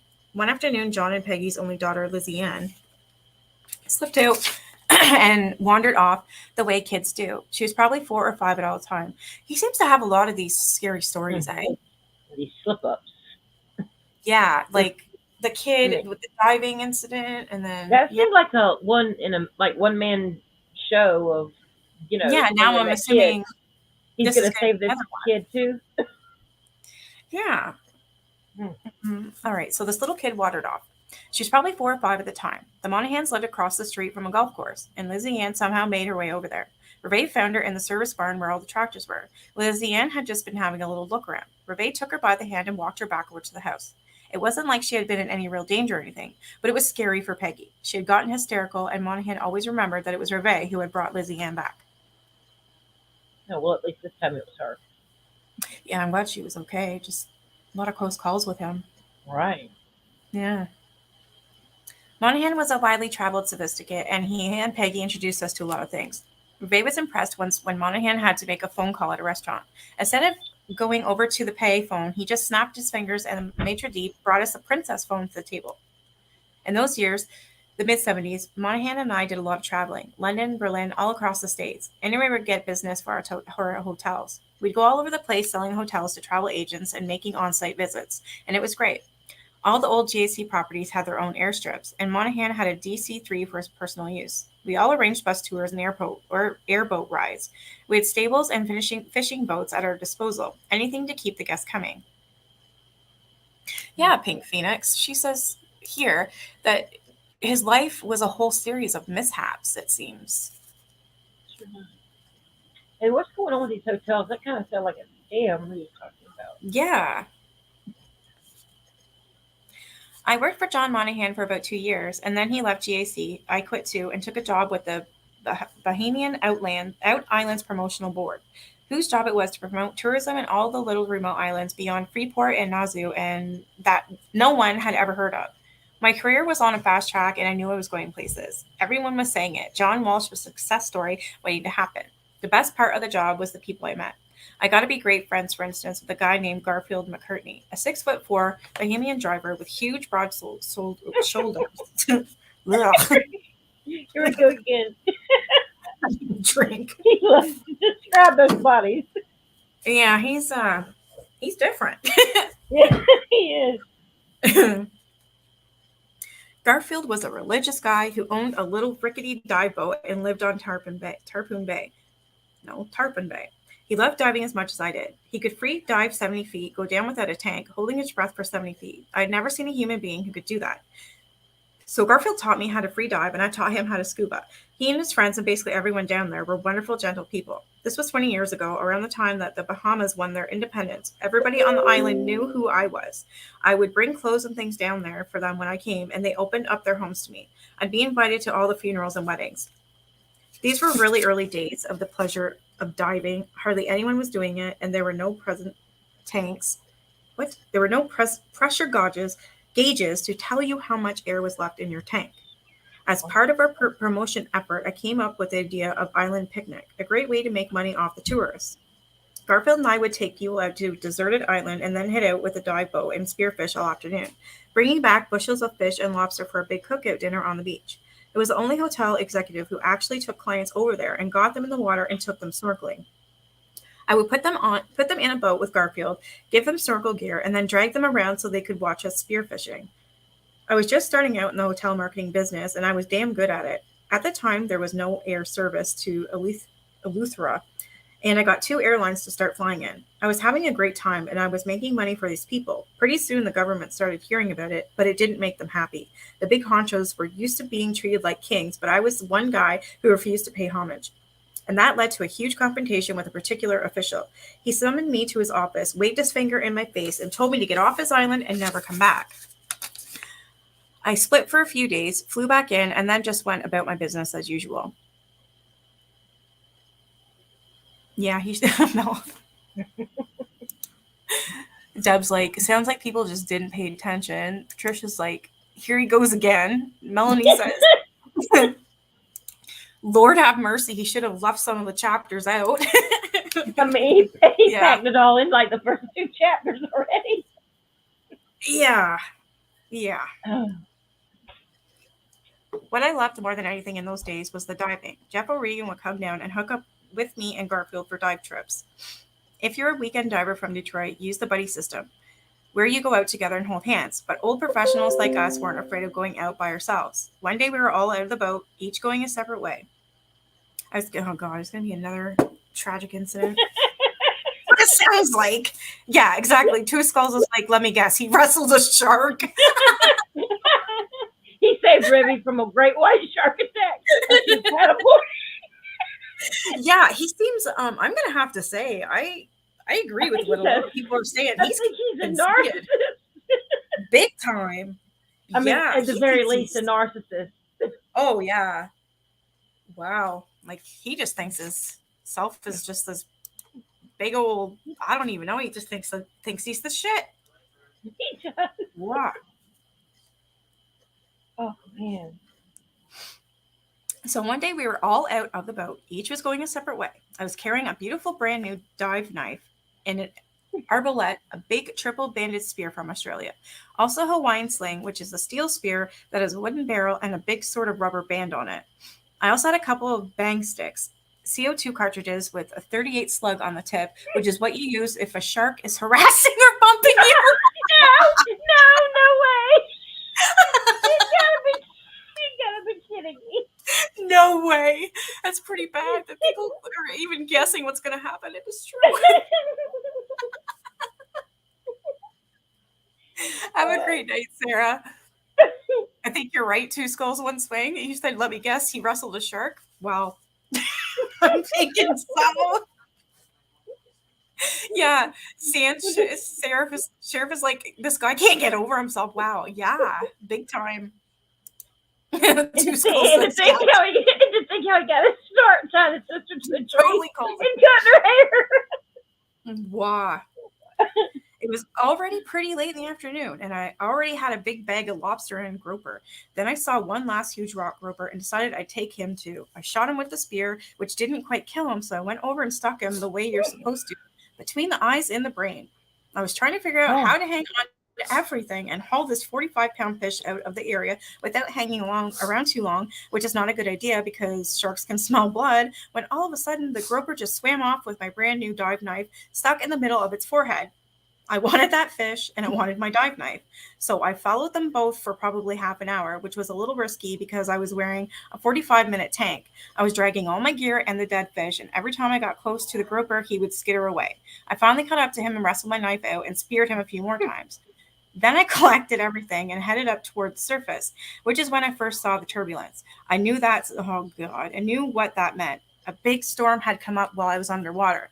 That's how it is in the Bahamas. The sky can be a beautiful clear blue, and all of a sudden, out of nowhere, it's nothing but huge black thunderclouds. When I made it to the surface, there were 3 and 4 foot waves, and I knew I was a long way from the boat. Of course, there was. Holy crap! I never heard anyone like this ever. I mean, his life He's is just so larger than life, eh? God, my heck, really. hero. Holy. This is a nail biter. Yeah, this guy's definitely conceited and narcissistic, and wow. I'll say narcissistic at the least. Yeah. Get the most.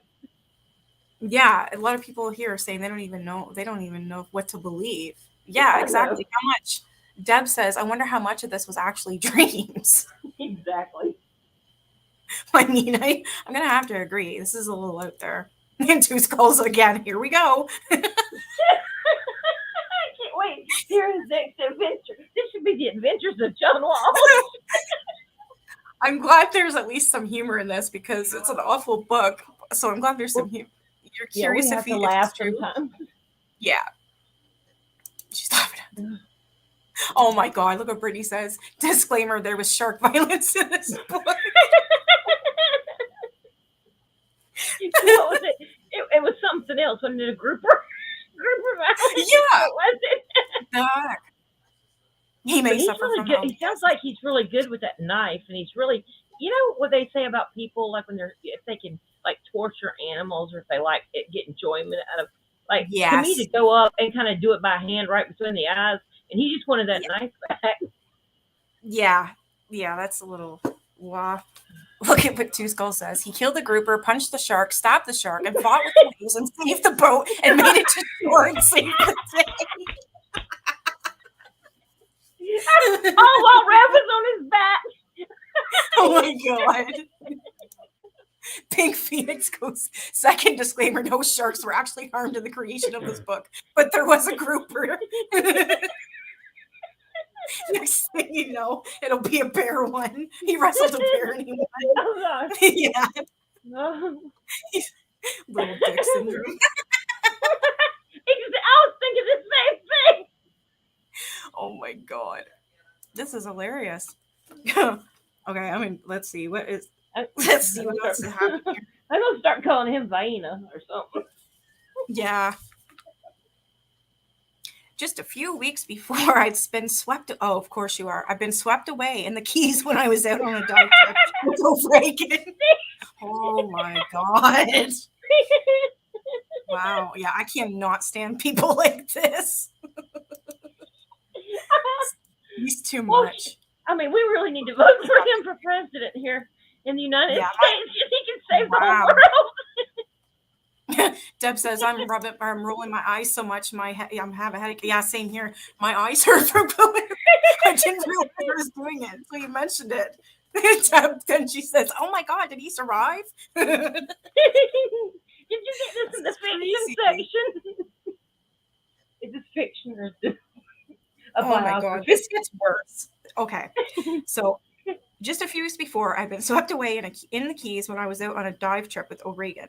I dove off the stern to try and help somebody who was floundering in the water. Somehow, I got swept away in the current, and I was out in the shipping lanes until dusk, just floating. I was ready to spend the night in the water. I figured no one would be able to find me in the dark. At one point, I waved my fin at a huge tanker going by, but I knew... This is crazy. Wow. I'm glad you're reading it because I couldn't make it. I'm glad there's something funny because I'm gonna have to. I don't know. That's just unreal. Oh my God! It's 2 Skulls slapped so hard she farted. He waved his fin. This is good. Holy crap! It's hard to get through this. I tell you. Oh geez, here comes the sharks. All right, so he's just floating. He was ready to spend the night in the water. I figured no one would be able to find me. So he waved his fin at a huge tanker. Finally, an old lobster fisherman on his way home came by in a little boat and stopped. As he was hauling me in, he kept saying, "What are you doing out here? You could get killed by sharks."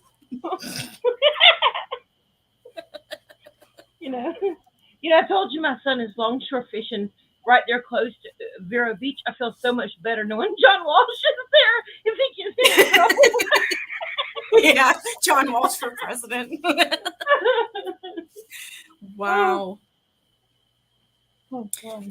So I had been through this kind of thing before, and I knew I could make it. This time, like the last one, I knew I just have to hang on. I was about 12 miles from shore, out in the middle of the ocean on a 60-foot deep reef. Holy shit. Step one was realizing that I would have to drop everything, my beautiful tank, my mast, the lobsters, the grouper, everything. Down they went. Then I stuck the big lobster on the prong of my 4.5-foot Hawaiian sling and held it up as high as I could out of the water in the middle of all those reefs. He's like, he don't have a 4.5-foot anything. Oh my. And he was run over by a tanker, right? And survived? Miracle. Yeah. There's shark wrestling. I'm like literally crying and having to blow my nose. I know, this is ridiculous. Phoenix is like, for some reason, I feel the need to give him a strong side eye. You're rolling, and your husband's giving you the. Oh, gosh. Okay, for the more eels, John. Oh, he probably fought one of them too. How did he know he was actually 60 feet deep? I don't know. Oh my God, listen to this. Come on, Johnny boy, you can do it. I've never, oh my God. Like, I was friends with somebody like this. It didn't last long, I'll tell you that. I was out really quick. No. Oh. Things were not the best, and I swallowed some water, but I didn't panic. Then, after I don't know how long, somewhere in the distance, I finally heard the faint buzz of an engine. Jeff and Garfield had gotten back into the boat and tied the steering wheel so that it traveled in even larger concentric circles. Then Jeff, who's 6'4", climbed up on the shoulders of Garfield, who's also 6'4". That's how you find someone who's lost out in the middle of the ocean. But how are they 60 feet tall? What? Wow. Okay, so they're in this huge thunderstorm, and all these waves are coming all these inches high, and 2 6-foot tall people are going to stand on each other to get. Oh my God. Oh, this is crazy. This is wow. That's how you find someone who's lost in the ocean. Wow. Well, why didn't he go look for a Kylie Rodney then? That was only 14 feet. That was 14 feet. Patricia's like, what does any of this shit have to do with the sun? Oh my God, the ego, right? I don't want to hear this. That's what I'm saying. These whole 2 chapters is his friggin' ego. How many chapters is there?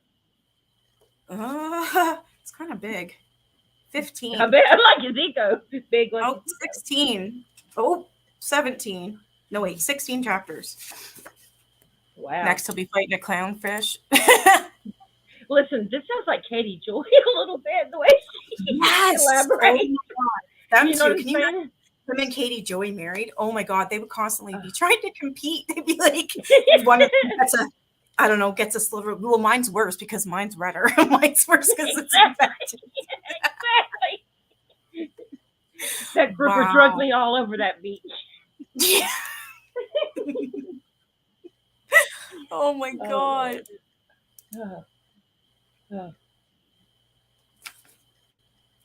Later on, Jeff told me that Garfield was sure I was going to be dead. He kept telling Jeff he drowned. We're never going to find him. It's a huge storm, and he's miles from the boat. But Jeff had his own theory. He told Garfield that I was too mean to drown. Jeff said that. What? He told Garfield that I was too mean to drown. Oh. Well, okay. He might be right. Jeff said that I was out there and that they would find me, and they did. Jeff was my closest friend, and we knew that no matter what kind of trouble we got ourselves into, we would survive because we were always so calm, even in the worst panic situation. We would never be anything less than all right because we were so unrelentingly ice cold blooded. He tells on his own self in the second chapter. The hell? Yeah, this ego's massive. And the ego would match hers. They're, oh my God, I would love for them even just to hang out for an hour. KJ and John, oh, the fights. Can you imagine? I wish he would go on our panel. I on both ends, and they would end up in a fist fight.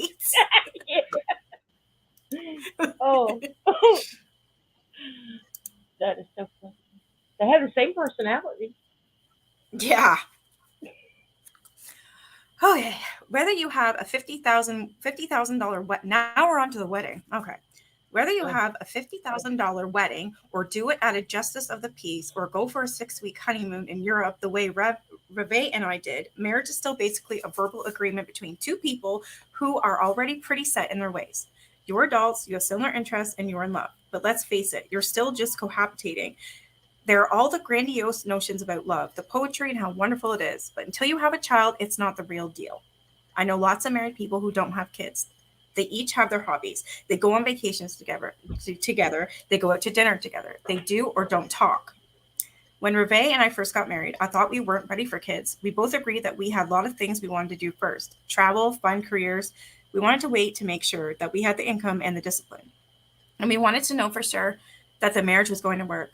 We had both come from big families that revered children, and we knew that having them was more than some kind of hobby. I never understood how people could have kids and then treat them so badly. One day in a small parking lot, Revee and I were walking back to the car, and we saw a guy with his little boy about 5 or 6 years old. The guy was screaming at the kid and waving his arms, and then all of a sudden the guy started slapping the little boy across the face. I ran over to this guy and shoved him into a parked car. I was screaming at him, "Don't you know any better than to hit your own son that way? You want to hit somebody? You hit me. People like you shouldn't be allowed to have kids." Later on, I regretted it, but only because I had scared the little kid. He was going, "Please don't hit my daddy. Leave my daddy alone." The guy had told me to mind my own goddamn business, as if that were something I was really going to do. Revee and I did finally decide that we had been married long enough to know that we were going to stick together and that we both loved children and we were maybe mature enough to have a child. I don't remember if we actually sat down and said, now's the time to do it. I think we were just doing it a lot. Too much information. I need to know about your sex. Right, Teresa? How much did he smoke before he wrote this book? A lot. He fights sharks, scared of marriage. What a hero. I would love to hear Revee's side of the book too. I wonder if there is one. If so, we're going to read it next time. Yes, definitely. I bet it'll be way different. Yeah, I guarantee. Yeah. Okay, so I think we're just doing it a lot. It was pretty great out there in the moonlight on all those deserted islands with the ocean and no people around. I don't know where or when exactly, but somewhere along the line, Revee told me she was pregnant.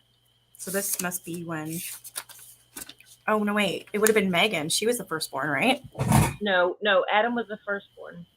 And okay. Actually, Megan was born right after he died. Yeah. No, she was born within a year after he died. Okay. Our lifestyle didn't change immediately, except that for the first time, Revee started getting seasick. Right around that time, she and I were down on a trip to the islands. I had managed to finagle a brand new dive boat for Garfield, and he and I were out to spear as many groupers as we could. There were also some tourists along, including this woman who couldn't swim and was absolutely petrified. I told her that if she was going to do one thing before she died, she had to go underwater and see a living coral reef. So we got this woman, oh my God, into a life vest, and I put Revee in charge of her. Just get into the water, I said. She'll be fine, I said. Then Garfield and I strapped on our tanks and went off for the kill, leaving Revee pregnant in the middle of nowhere on a snorkeling trip with a terrified woman who didn't know how to float and didn't know how to swim, let alone breathe through a snorkel. Oh, what could fucking happen? Yeah, nice guy. He's setting this up so he can... This is conflict resolution. This is what one paragraph out of every novel I'm reading in this novel about him and his tragedies or his what the hell. No, Wow. his heroic Yeah, actions I just read saved the something day. small, and now here we go. Let me guess. He saved her. Oh God, here it comes, everybody. Okay, so she didn't know how to float, let alone breathe through a snorkel. As Revee tells it, the woman nearly drowned the both of them. Oh, I would imagine. She was What could go hanging on wrong? to Revee for dear life, wondering how she had ever been stupid enough to let a bunch of lunatics talk her into this. I The agree with way I her. always looked at things was that if something was easy for me, then everyone else should be able to do it too. A dive magazine once came down to do a story on Garfield and me because we were night diving and doing 300-foot dives where you see gnarly looking things like mutants that only live way down deep. And cave diving where you go into little holes that are so pitch dark that you have to hold onto a rope to find your way back out. Just the thought of it made Reve claustrophobic. But not too long after that snorkel trip, Jeff O'Regan and I did get Reve down on a dive. She had on a mask and the flippers and the regulator, double hose back then. We were killing fish right and left. Fish blood looks green underwater, so there was all this green stuff emanating from an even larger pile of dead fish. Reve was pregnant enough to be pretty buoyant by then, so she was on the sidelines, just sort of floating. Then Jeff and I decided to move farther out, and I motioned for Reve to protect the pile from any sharks. While we were gone, she was motioning with her head, no way, forget it, I'm going up. But I kept saying, no, no, no. I backed her up against this coral reef and handed her one of my Hawaiian slings. Now, I figured nothing could get her from behind, and she could just use the sling to poke at anything that attacked her from the front. Jeff and I took off, and there was Reve What? by herself again, out in the middle of the ocean, not a human being in sight. Remora Pregnant. fish, big pregnant. Remora fish, big fish with suction cups were all over the fucking place, and she knew why. They always show up when sharks are around. Wow. Sounds like he was trying to maybe get some insurance money off of her, and then Yeah. Wow. You think he would learn off the first time when she almost drowned because that lady he threw in with her? As she remembers it, the remora fish were sucking on her mask. She couldn't see anything. Green fish guts were all over the place. She figured the sharks had heard the dinner bell. She was totally out of her league, and I was just expecting that she could handle all of it.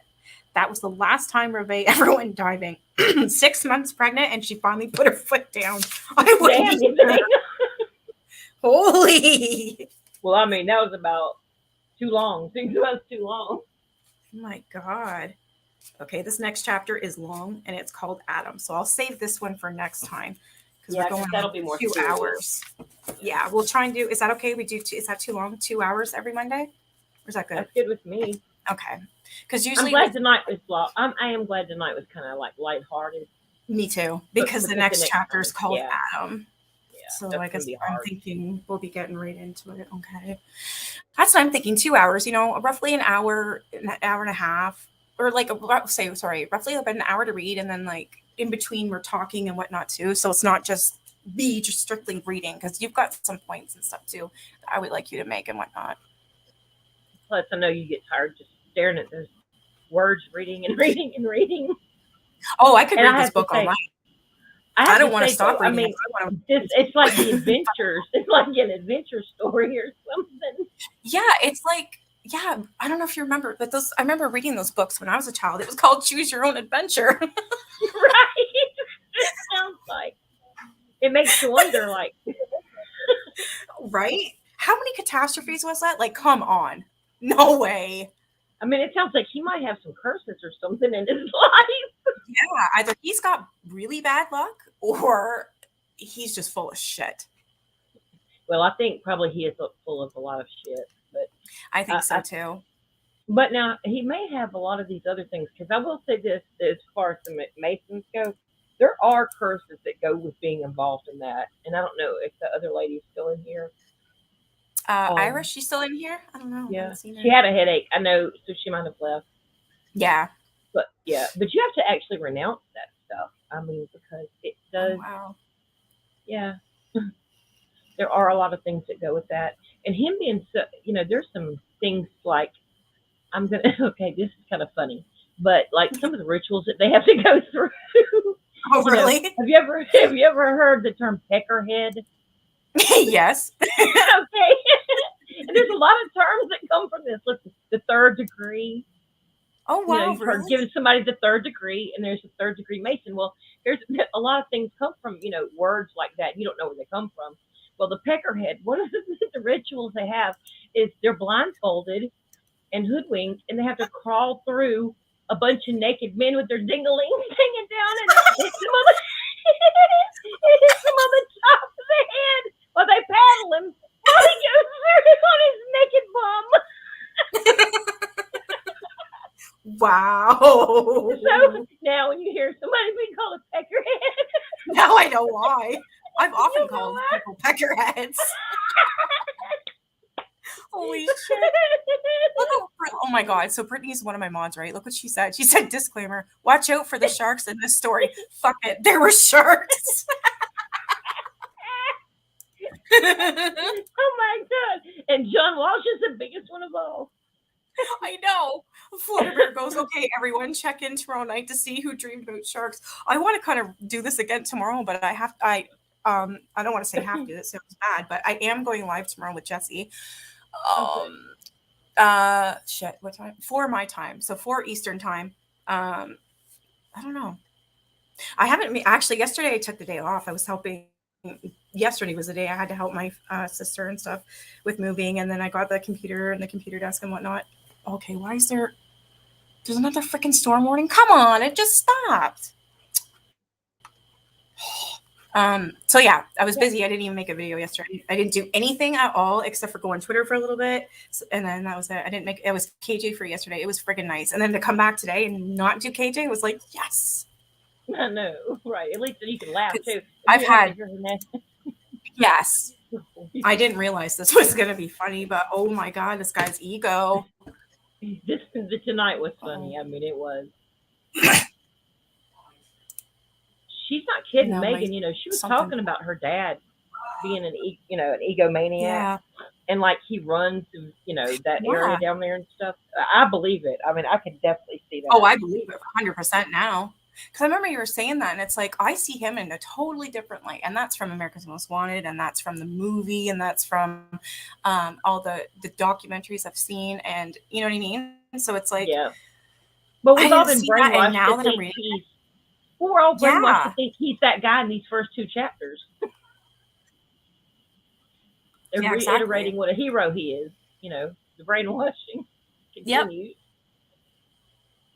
And that's the thing with the Masons too. What is this? It's like your good deeds have to outweigh your bad deeds.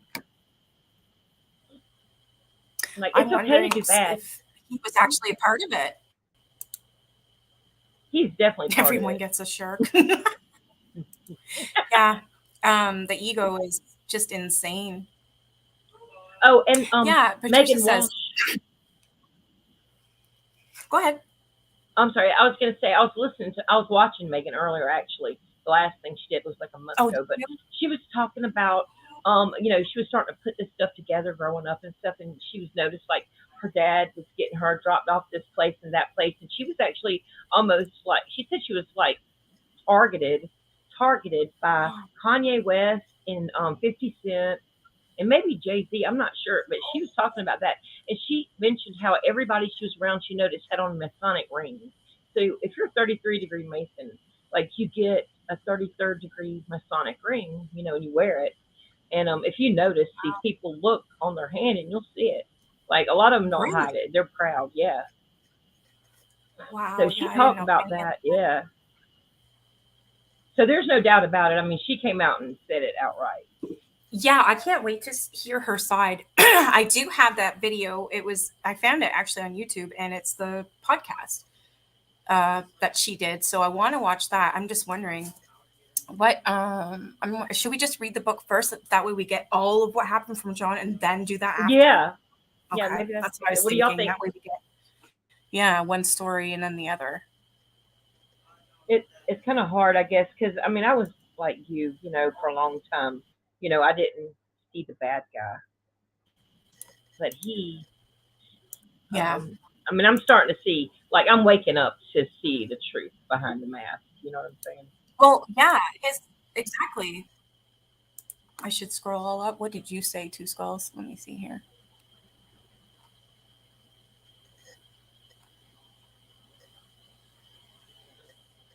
I don't know. I was taking notes So I wasn't even looking. I'm sorry at the comments. Oh, no, no. Now I'll have nightmares about that. That's I'm taking notes because I'm and gonna I look like some of this whose stuff channel. up. Oh, can you link her channel, please, Teresa? Please and thank you. Your channel, I'm going to link it. We had fun the other night on her channel too. It was just a few of us talking. Juju was there. Yes, you was. That was fun. I'm so Yeah, thankful you came over there. That was such a good. We had a good time. yeah, yeah. We all were talking. That we were talking about this case as well, and a couple other things. Yeah, it kind of all segued into this actually.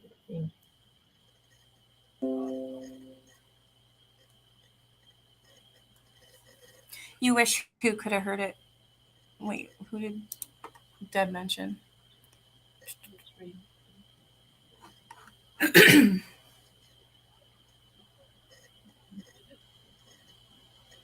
Well, can you go back whenever like you play it back? Can we still read the comments or no? Yep. I'm just Okay, looking. good. The comments, the live chat won't show up for a couple hours though. It Oh, always does. uh, Yeah, but it she will said be they're up soon. hilarious, so I can't wait to Yeah, read them because this I is so thought funny. maybe. What the heck did I have Jesus take the wheel. Amen. There's no routine to his story. It's he sucks. And then what could possibly go wrong? What could With any possibly of go these, so wrong? with any of Oh these god. scenarios, So now Teresa says so now he's a hero, but he already knew she couldn't swim. Good right? point. He had to Even wait for her to Jesus get couldn't 6 months pull all pregnant to that off. swell up to float. Yeah. I mean, come on. And Melanie goes, even Jesus couldn't pull all that off. Come on, man. I mean, he I left did her not expect that. he left her pregnant in a bunch of chum, which is what they throw out like for to bait sharks to come. That sounds odd to me. Yeah.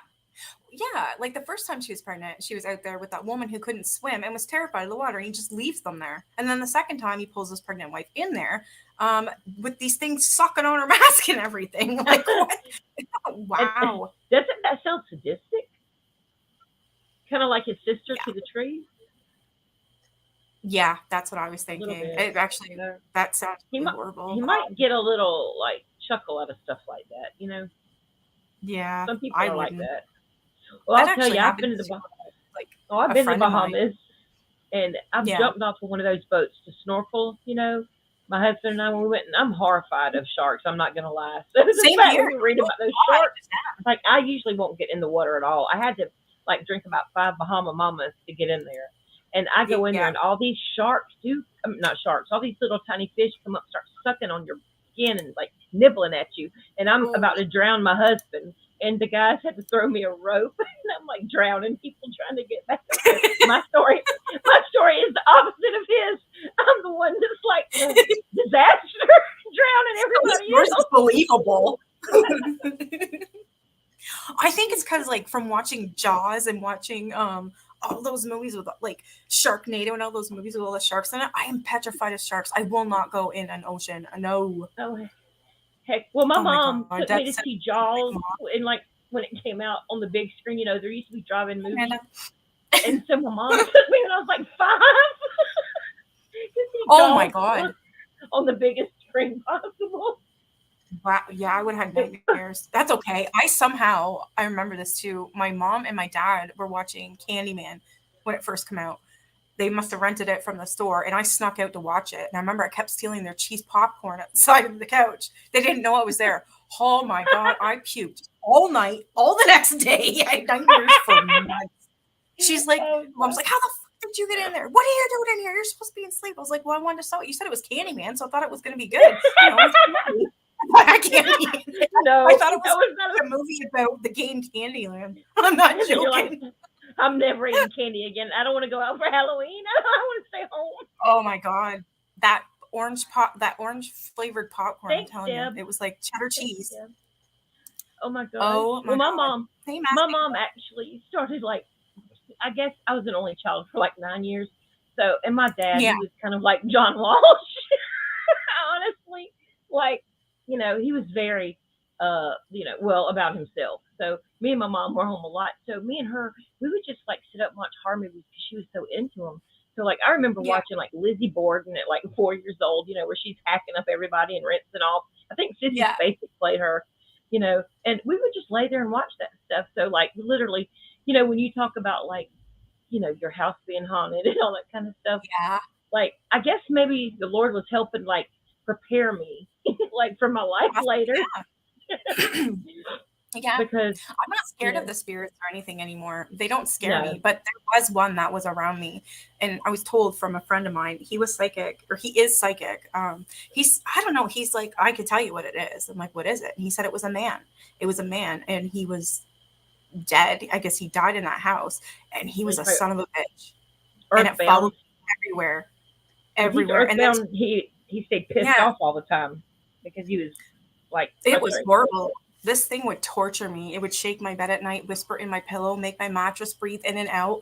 Oh my God. Like, that's why I have high blood pressure to this day, because I told my doctor about like a little bit about my childhood and stuff. And he said, yeah, if you worry a lot when you're young, it comes out when you're older. I said, obviously, I've got high blood pressure. I've got irritable bowel syndrome. My anxiety's through the roof. I said, but the ghosts don't scare me now. Not at all. Well, dang, I have the same crap you do. Like I'm on 4 blood Really? pressure medicines. I'm not kidding you. Yeah, don't worry. Well, I worried when I was younger growing up, and I shouldn't have been worrying. I had my mom, and there was a stepdad. That was, he's the main reason, but I shouldn't have had that worrisome childhood at all. I have a feeling if Same I here. didn't, we would. And you notice how when people have really bad childhoods, apparently, like when they get older, they're always sick. They have many Yeah, illnesses. I have Yeah, lupus, and like I'm yeah, just telling you, like our body remembers, even if you don't remember the trauma or the yeah, things, like your body does remember. yeah. I agree. It comes out in my nightmares. That's all I have is nightmares. Either I don't remember my dream or I have a nightmare. It's the same one every time. It's insane. That sucks. It really does. I used to have night terrors. I don't really do that because I learned how to Yeah, that's what they're control called. my dreams. You know, so Yeah. now in my dreams, I'm kind of in a little bit of control. Thank goodness. I try to be. I can't. And I'm very like the terrors, they get so bad that I'll end up punching and kicking and trying to run and then scream and talk and yell while I'm in this night terror. Oh My son yeah. comes in all the time and says, like, are you okay? He's like, you're having a nightmare? Yeah. Or he'll have to wake me up because I'm crying. It's all Yep. the time. It's so real. Like I punched my husband. I hate to say this. I mean, I feel bad, but um, I had on nails to go get done, and Yeah. one night I was having like something like that happened, and like I leaned over and like I don't know how this happened, but it woke me up when it happened. But my finger went right in his eye, and this is terrible. It's worse. And he wakes up, and I'm like thinking through my. I don't want to say I'm awake. Oops. He's Oh jumping my up and down, God. holding his eye, cussing, going, son of shit. I mean, every cuss word there was, and Oh, every I few bet. minutes, every few minutes he would stop and look to see if I was awake. And I was peeking at him the whole time. And he was trying to wake me up by cussing louder and louder. And I just pretended to stay asleep. That's funny. Anyway, the next day I owned up to it. Oh, God. Deb Mormer has a channel, and she just suggested, how about I read about Lizzie Borden? I want to. Yeah, please do. Pick. Oh, yeah. What I do is I normally pick a book, and then I'll get all the documentaries and all the news clips and all that stuff about it, and I'll just do a whole research thing, and then bring it onto my channel, and what I always pick one day of the week. Like, so every Monday now at 7 o'clock, we're going to do the Adam Walsh book. And every Thursday I do Helter Skelter until that's over. And then on Thursday, I'll pick another book. So I'd rather do 2 a week just because I'm really interested in this stuff. So yeah, just pick a day of the week. That's what I found that be easier, Deb. Just pick one day a week. Doesn't matter what time. The time is up to you and the day is up to you. But Monday and Thursday and Wednesday at 7 o'clock Eastern time PM. I'm busy, but that's it. I'm ready. I can do whatever the rest of the day. So we can do that. Oh, hey, Heavenly Cow. I'm really sorry I'm late, but I had to wait to find out about my brother. He's in the hospital. Oh my God, I'm Wow. sorry. You just can't catch a friggin' break. Yeah, that's like the third person tonight that's had Yeah. sickness issues. Praying for your brother, Heavenly Cow. That's bad. I've got kidney problems from my lupus. So, what's wrong? Do Yeah. you know why he has kidney failure? Did they tell him, or was this a surprise, or did y'all already know? Yeah. And Nikki, if you've got high blood pressure, be careful because that does cause kidney problems if you don't keep it under Oh, does it control. really? Oh, Yeah. I've got so much wrong with me. Like I don't know if I told you, but I have to go get checked for MS. I have to go get an MRI, and then I have to get all my ears checked. Like I had tubes in my ears when I was younger. Right now I have an ear infection on my left ear. It's just they're Oh, all scarred and everything. Yeah, from having ow. tubes put in, and they I just yeah I just don't have luck with sinuses apparently. Now, So I don't know. where are they gonna check you for MS? Like, what are your symptoms? My feet are numb, and so is my ankle, and partially my leg on both feet and legs. I can't feel anything. I dropped a can of cat food on my toe, and it didn't even Yeah. hurt. And there's a big black bruise. I didn't even know it hit my foot until today. Is it I off remember colored on that dropping. side? Is it what? Sorry. Is it off colored on that side? Like where Yeah. it's more numb? Is it funny? Is it Oh like a no, different it's color not. than the other No, foot? No. no, not at all. I don't have pulses in the bottom of my feet either.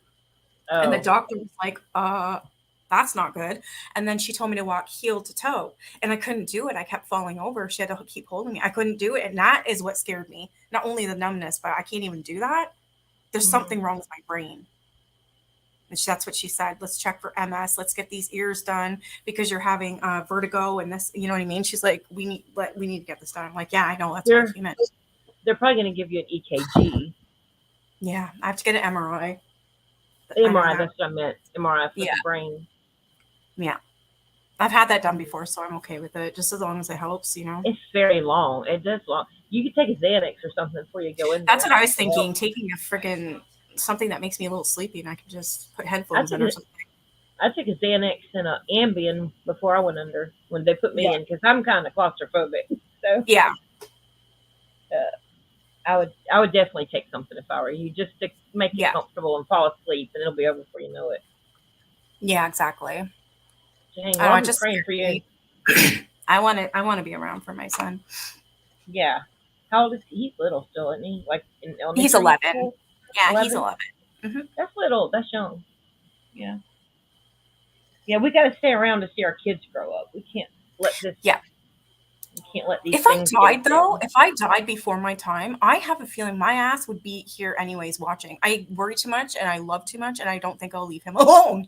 And I told him that one time. I said, honestly, I said, I'm not going to. I said, if something happened where I ended up passing away, I won't leave you alone. If there's a chance I can come back, I'll be right up your butt. I'm like, you're going to get annoyed because I'm going to take your shit and I'm gonna hide You it. know, he's going, my mom's I'm going to going haunt to me. She's scream telling at me she's you. going to haunt me. Yeah, I'm not going to leave him alone. My mom actually You stayed need to, around for a yeah. while. Actually, after she passed, I she stayed think a I lot would like around. that. About a year, I think, or so. And now I see her in my Yeah. dreams all the time. She comes to me in my dreams a lot, and my grandmother. I see my I'm grandfather glad. in my dreams all the time too. And I also see a friend that passed on a few years ago, always. Yeah. We hang out in my dreams. I get drunk with one guy and the grandfather. We always have a good time.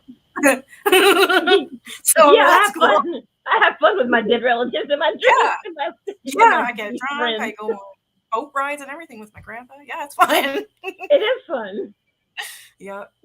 Those dreams and it's don't like I happen very know, often. and it's like I know that they're dead. It's like what I'm saying.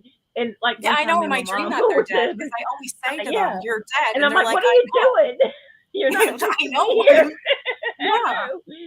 And we just sit and talk anyway. Yeah, that just makes me believe even more that it is them because exactly you say to them you're dead and they're like, yeah, I know, we're just hanging out, it's a Yeah, I dream, and they know. tell you that and it's like, shit, this is real then. Yeah, It is, and I like that. me too. It's comforting. It is comforting. Deb says I have to find the book. Okay, what I do for my books honestly is I order them all from Amazon. Deb, you can order them, and honestly a lot of books are $5, $2, a dollar, 15 cents, you name it. You can Oh get new wow. copies, you can get used copies that are good, in good condition, great condition, or you can get them in okay condition. and they're really cheap. That's where I got my Helter Skelter book. Mine was like it was like the biggest version there, so I paid $10 for mine, which is really good considering I looked at the back and it was like $25. Amanda, you have systemic lupus. I'm sorry, that's terrible. Are you on anything? Are you taking anything? I went He's in down that road Florida. of taking a bunch of like, they put you with a pain specialist and stuff. Ugh, Yeah. that got me hooked on pills, and that led to getting on other things. And then I started shooting up heroin because I couldn't find pills anymore. I've been clean for 7 years though. I find a So lot of us, and I don't mean no disrespect or anything with you or me because I'm part of that, but I find that everyone who's had an addiction, whether it be pills or alcohol, I had an alcohol addiction when I was 24. I haven't had one since. I'm 38, so I'm doing really good. But yeah, I have, like, I had that, and you said pills, and everyone I know of on here that either has a channel or is a sub of mine have all really big hearts and have all been through something like that. hmm You know that? yeah. It's what I'm noticing, and I think that's great. We can relate more, and these guys are you're amazing. These guys, all my subs are amazing people. I agree. I love Hmm. your channel and all the people that I've met on here because Yeah, your channel is yeah. not like everybody, rah, rah, rah, rah, rah, going at it. I'm And glad to hear you say that. I'm I glad don't want too. to be. I Because, don't want to be the like. other night I had somebody come on my channel, remember? That Yes, person. they would not stop. It's like we're speculating. We're not insinuating. We're not. Exactly. It's I was, alleged. yeah, Like, exactly. That's what I kept saying. I was like, I'm not saying this is a fact. I'm just yeah. speculating like everybody else. None of us know until, I don't know whatever. why they picked you to chew your head off at because they were a lot of channels are saying that. I don't know why you were the only one getting yelled at there. I'm wondering if it was like some troll, just how people like to troll. I think so, But definitely. but I don't put up with that. I'm pretty blunt. I mean, Yeah, glad I'll you tell were. I somebody tried about talking to themselves. them. I mean, I'm not going to Exactly. cuss them out, but I'm like, I did direct them to the correct channel, I believe. Yes, you did. You want to hear some bullshit? Go to Katie Joy's channel. I can't believe you said that. It was good though. It was funny. Well, I mean, it's true. I hope she did go, or they win. I hope they win. Yeah. Hey, RB. Do you want to know how Two Skulls One Swing got their name? I asked, and I still laugh. I grabbed a Louisville Slugger, two skulls. One, I took one swing, hit two skulls. I took everything I had to swing with everything I had. They had damn near killed me, but I had one swing left. So she literally What? she Were hit they? I two mean, skulls with one swing. That's oh awesome. shit! Were the She skulls had a on home the neck invasion. still? Oh She said, wow! yeah, it was okay. Her name is because one night my husband was out being a truck driver. I had a home invasion. There were two men that broke in my house. It was just me and my two little boys. So that's what she did. She Oh grabbed that Louisville oh heck slugger, yeah! hit them You both dang with right. one swing. Yeah, that's mama for you. Heck yeah, sister. That's what I'm talking about. Somebody comes to Yeah. my house. I got a butcher knife beside my bed. I got a gun behind the Yep. door, and I got a Louisville slugger up behind the front door. Yeah, I got some knives and I got a baseball bat. That's about all I have. We can't have guns here in Canada. I mean, we can, but Well, well, it's just yeah, a I remember she rifle. told me that story, and I'm like, I laughed. I'm like, that is amazing because it was just like I can just imagine that being any one of us with children. You get all that Yeah, heck yeah, that's rage. Like adrenaline. you don't fuck with my kids. Exactly. Like Mama Exactly. Bear. Deb said, You're messing with a grizzly bear. yeah, that's what Deb said. Now Like, that's a I will hero. F Yes, you, you John up. Walsh. That's a hero. I will F you up if you come after my kid. Oh yeah, you don't know. I almost got in a fist fight with somebody because this kid had a slingshot and decided to use it on my kid's head. Had a rock in it. Fucking lost it. I went over to the neighbor's house. There was her and her boyfriend were there, and this kid's bad. So I went over and I said, I've had enough with this kid. And I said, I want something done or I'm calling the police. I can't do this anymore. I'm sorry, but your kid is bad. He keeps tormenting mine. I'm like to the point where my kid stays in the house now. And I said, for once he went outside, we went outside and I was gardening and he comes over right from your yard all the way to mine to bring a slingshot and that rock and hit him right in the fucking head. I said, I'm pissed. Oh. Well, The father comes up behind the mother, drunk as fuck, trying to fight me. I'm not even kidding. I'm like, I'd have fought her. I'd have fought wow. her in a minute. Oh my God. I thought, wow, now I see where your kid gets this from. So I ended up calling the police. I wasn't fucking around. You want to play? Let's play. I'd gone down there and whipped her ass. Like, I've Oh, done I that wanted to before. so bad, but I was like, I'm not kidding. Like, I used to be a sub at my kids' elementary school because you know how kids are bullies. So yeah. I was like, I'm just going to sub because I don't want my kids really to be at school without me. I'm kind of like that. I mean, I was kind of a helicopter parent, I guess you'd say. But I am too. I get it. so there was this kid that was so mean to my daughter, my oldest daughter, and like this Yeah. is elementary school, and he kept coming up behind her in the morning in the breakfast line, for breakfast, and Yeah. he kept like he would pinch her and hit her and call her names, and then he like finally he took like one of those lead pencils like that you click and they go out with the lead, and he like the Yes. piece of lead broke off in her, and I'm not kidding you. She told me, and I marched my butt down to that kitchen, and I grabbed him up by his shirt, his little feet dangling off the ground, and I said, "Let me tell you one damn thing. You touch my child one more time, I'm gonna find you on the playground, and I'm gonna whip your ass. And if your mom don't like it, tell her to come up here, and I'll take care of her ass too." Yeah. And his eyes got huge. He was like, "Oh, I'm so sorry.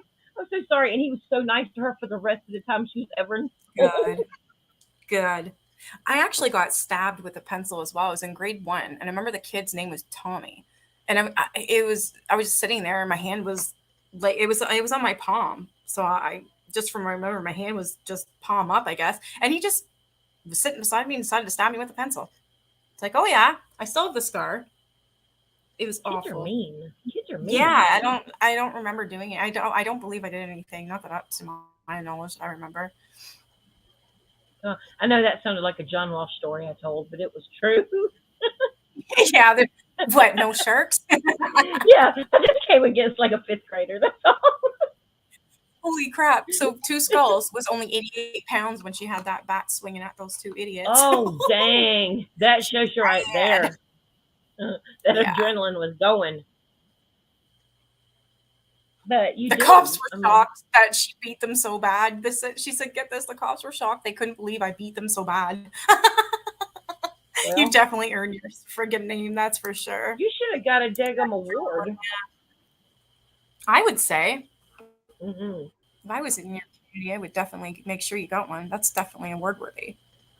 I don't feel so bad now for going to jail for beating the hell out of a corrupted police officer for stealing our drugs and keeping them for himself. I was 21 at the time. I felt so good though. Nice cop. Oh wow.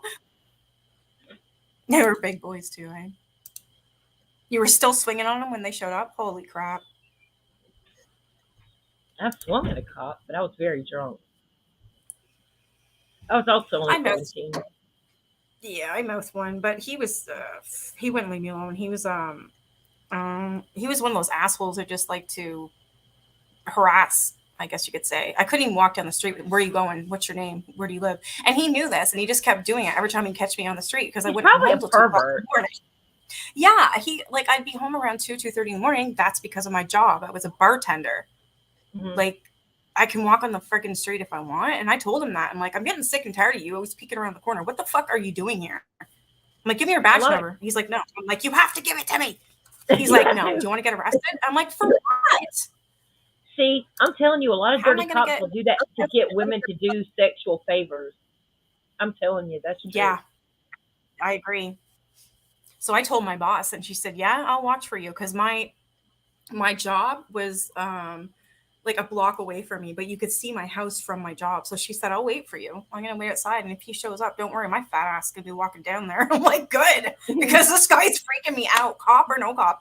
Nah, he's got to go. No, it's scary that they're a cop. You know what I'm saying? I'm going to be honest with you because they can get away with crap. Yeah, and they do, sadly. All right, I should get off here. We'll be back, though, next Monday at 7 p.m. Eastern time. And we'll do this every Monday now. Absolutely. So we'll see. The next chapter says Adam. So hopefully it's just all Adam. But you never know. Maybe he's going to fight another shark, or he's going to win an award for something. Yeah. Nobel Peace Prize or something. Yeah.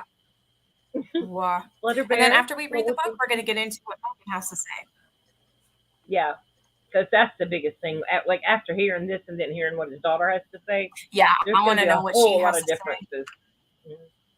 And I have Well, a I enjoyed feeling it. it will be more on her side. Yeah, I enjoyed it, and I'm Yeah, going to I go had back no idea. definitely and read all these comments because somebody said they were hilarious. Yeah, I can't wait. I know. That was fun, though. I wasn't expecting that. Can I help you Me figure what out, either. hon? What's wrong, Deb? What can I help you with? Sweet dreams, RB. Uh-oh. She needs help. I'm just not sure with what. Oh no. I have here, I'll give you my email. Put this down here. Oh yeah, I need to get in touch also with the Irish. What was that? Yes. You have Twitter? Me? Yeah. I do. I do have Twitter. I don't get on there very often. Okay, I have Twitter as well. Here's my follow me and I'll follow you back on there. Here's my thingy. Okay. So that's for Twitter. It's Nikki capital WWWQ. You need help going live? I use StreamYard. It's free. Well, not free for me anymore. I have to pay for it now because I go live a lot more than just the 10 hours they require a week for it to be free. Where did you put your Twitter thing? I don't see it. Oh, it's down here at the bottom. I'll pop it up. Oh, I see it. Okay. I think it's a capital N. Oh, I see it. Yeah. I don't know if it matters or not, but yeah, that's it. Okay. And then I'll get a hold of Irish on there and I'll, or yeah, get a hold of me on there and then I will give you her email or Yeah, that Twitter sounds handle. good. That sounds good. Well, I enjoyed tonight. Thanks for Yeah, it inviting was me fun. on. I had a It was great fun. time. And I hope that storm doesn't come back. I pray that y'all have a good night's sleep and don't have to be bothered by those storms anymore. Oh, I know, right? Yeah. I Well, did make a everybody, video. Sorry, I you did may make have a been. video, Deb, of the StreamYard. I do have that. The one I did with Steve. And at the very end, is StreamYard is probably the easiest one to follow. I've gotten a lot of people onto it. I need to go back and look at that myself because that's what was wrong tonight. Yeah, I did not pre-do that. I didn't know. You know what I'm saying? yeah. So, well, I'm going to go back and watch that also. That's going to be helpful. Thank you for putting that up. Oh, if and there's my email too, Deb. If you have any questions, please contact me. I usually get my emails. Sometimes I do, sometimes I don't, but I always check. I will check at least. Just watch that video, and if you're still stuck, if you're still stuck, just not suck. That's me. I still suck. Oh my god. Okay, so Masked Angel is gonna go live right after me, and usually like whenever I went in there, anyways, we just talk and have fun. Okay, so yeah, see how it goes, and then Masked if you need Angel's help, going just on now. yeah, it was just like what you did the other night. Okay, cool. Just We'll have pee and people I'll come. try to get on there. Yeah, I'll try and get on there. I gotta always. Well, right now I gotta go pee. I need to go to the Yeah, me freaking too. phone. I gotta pee. I'm holding my bladder like I've had Yeah, I'll post see you over there. I'll pop in for a bit. All right, you guys have a great night, and I'll see you. Well, see you back Monday, and see Yep. everyone else. I'm assuming whenever I do a live again, which will be tomorrow. Love you guys. Bye. Bye.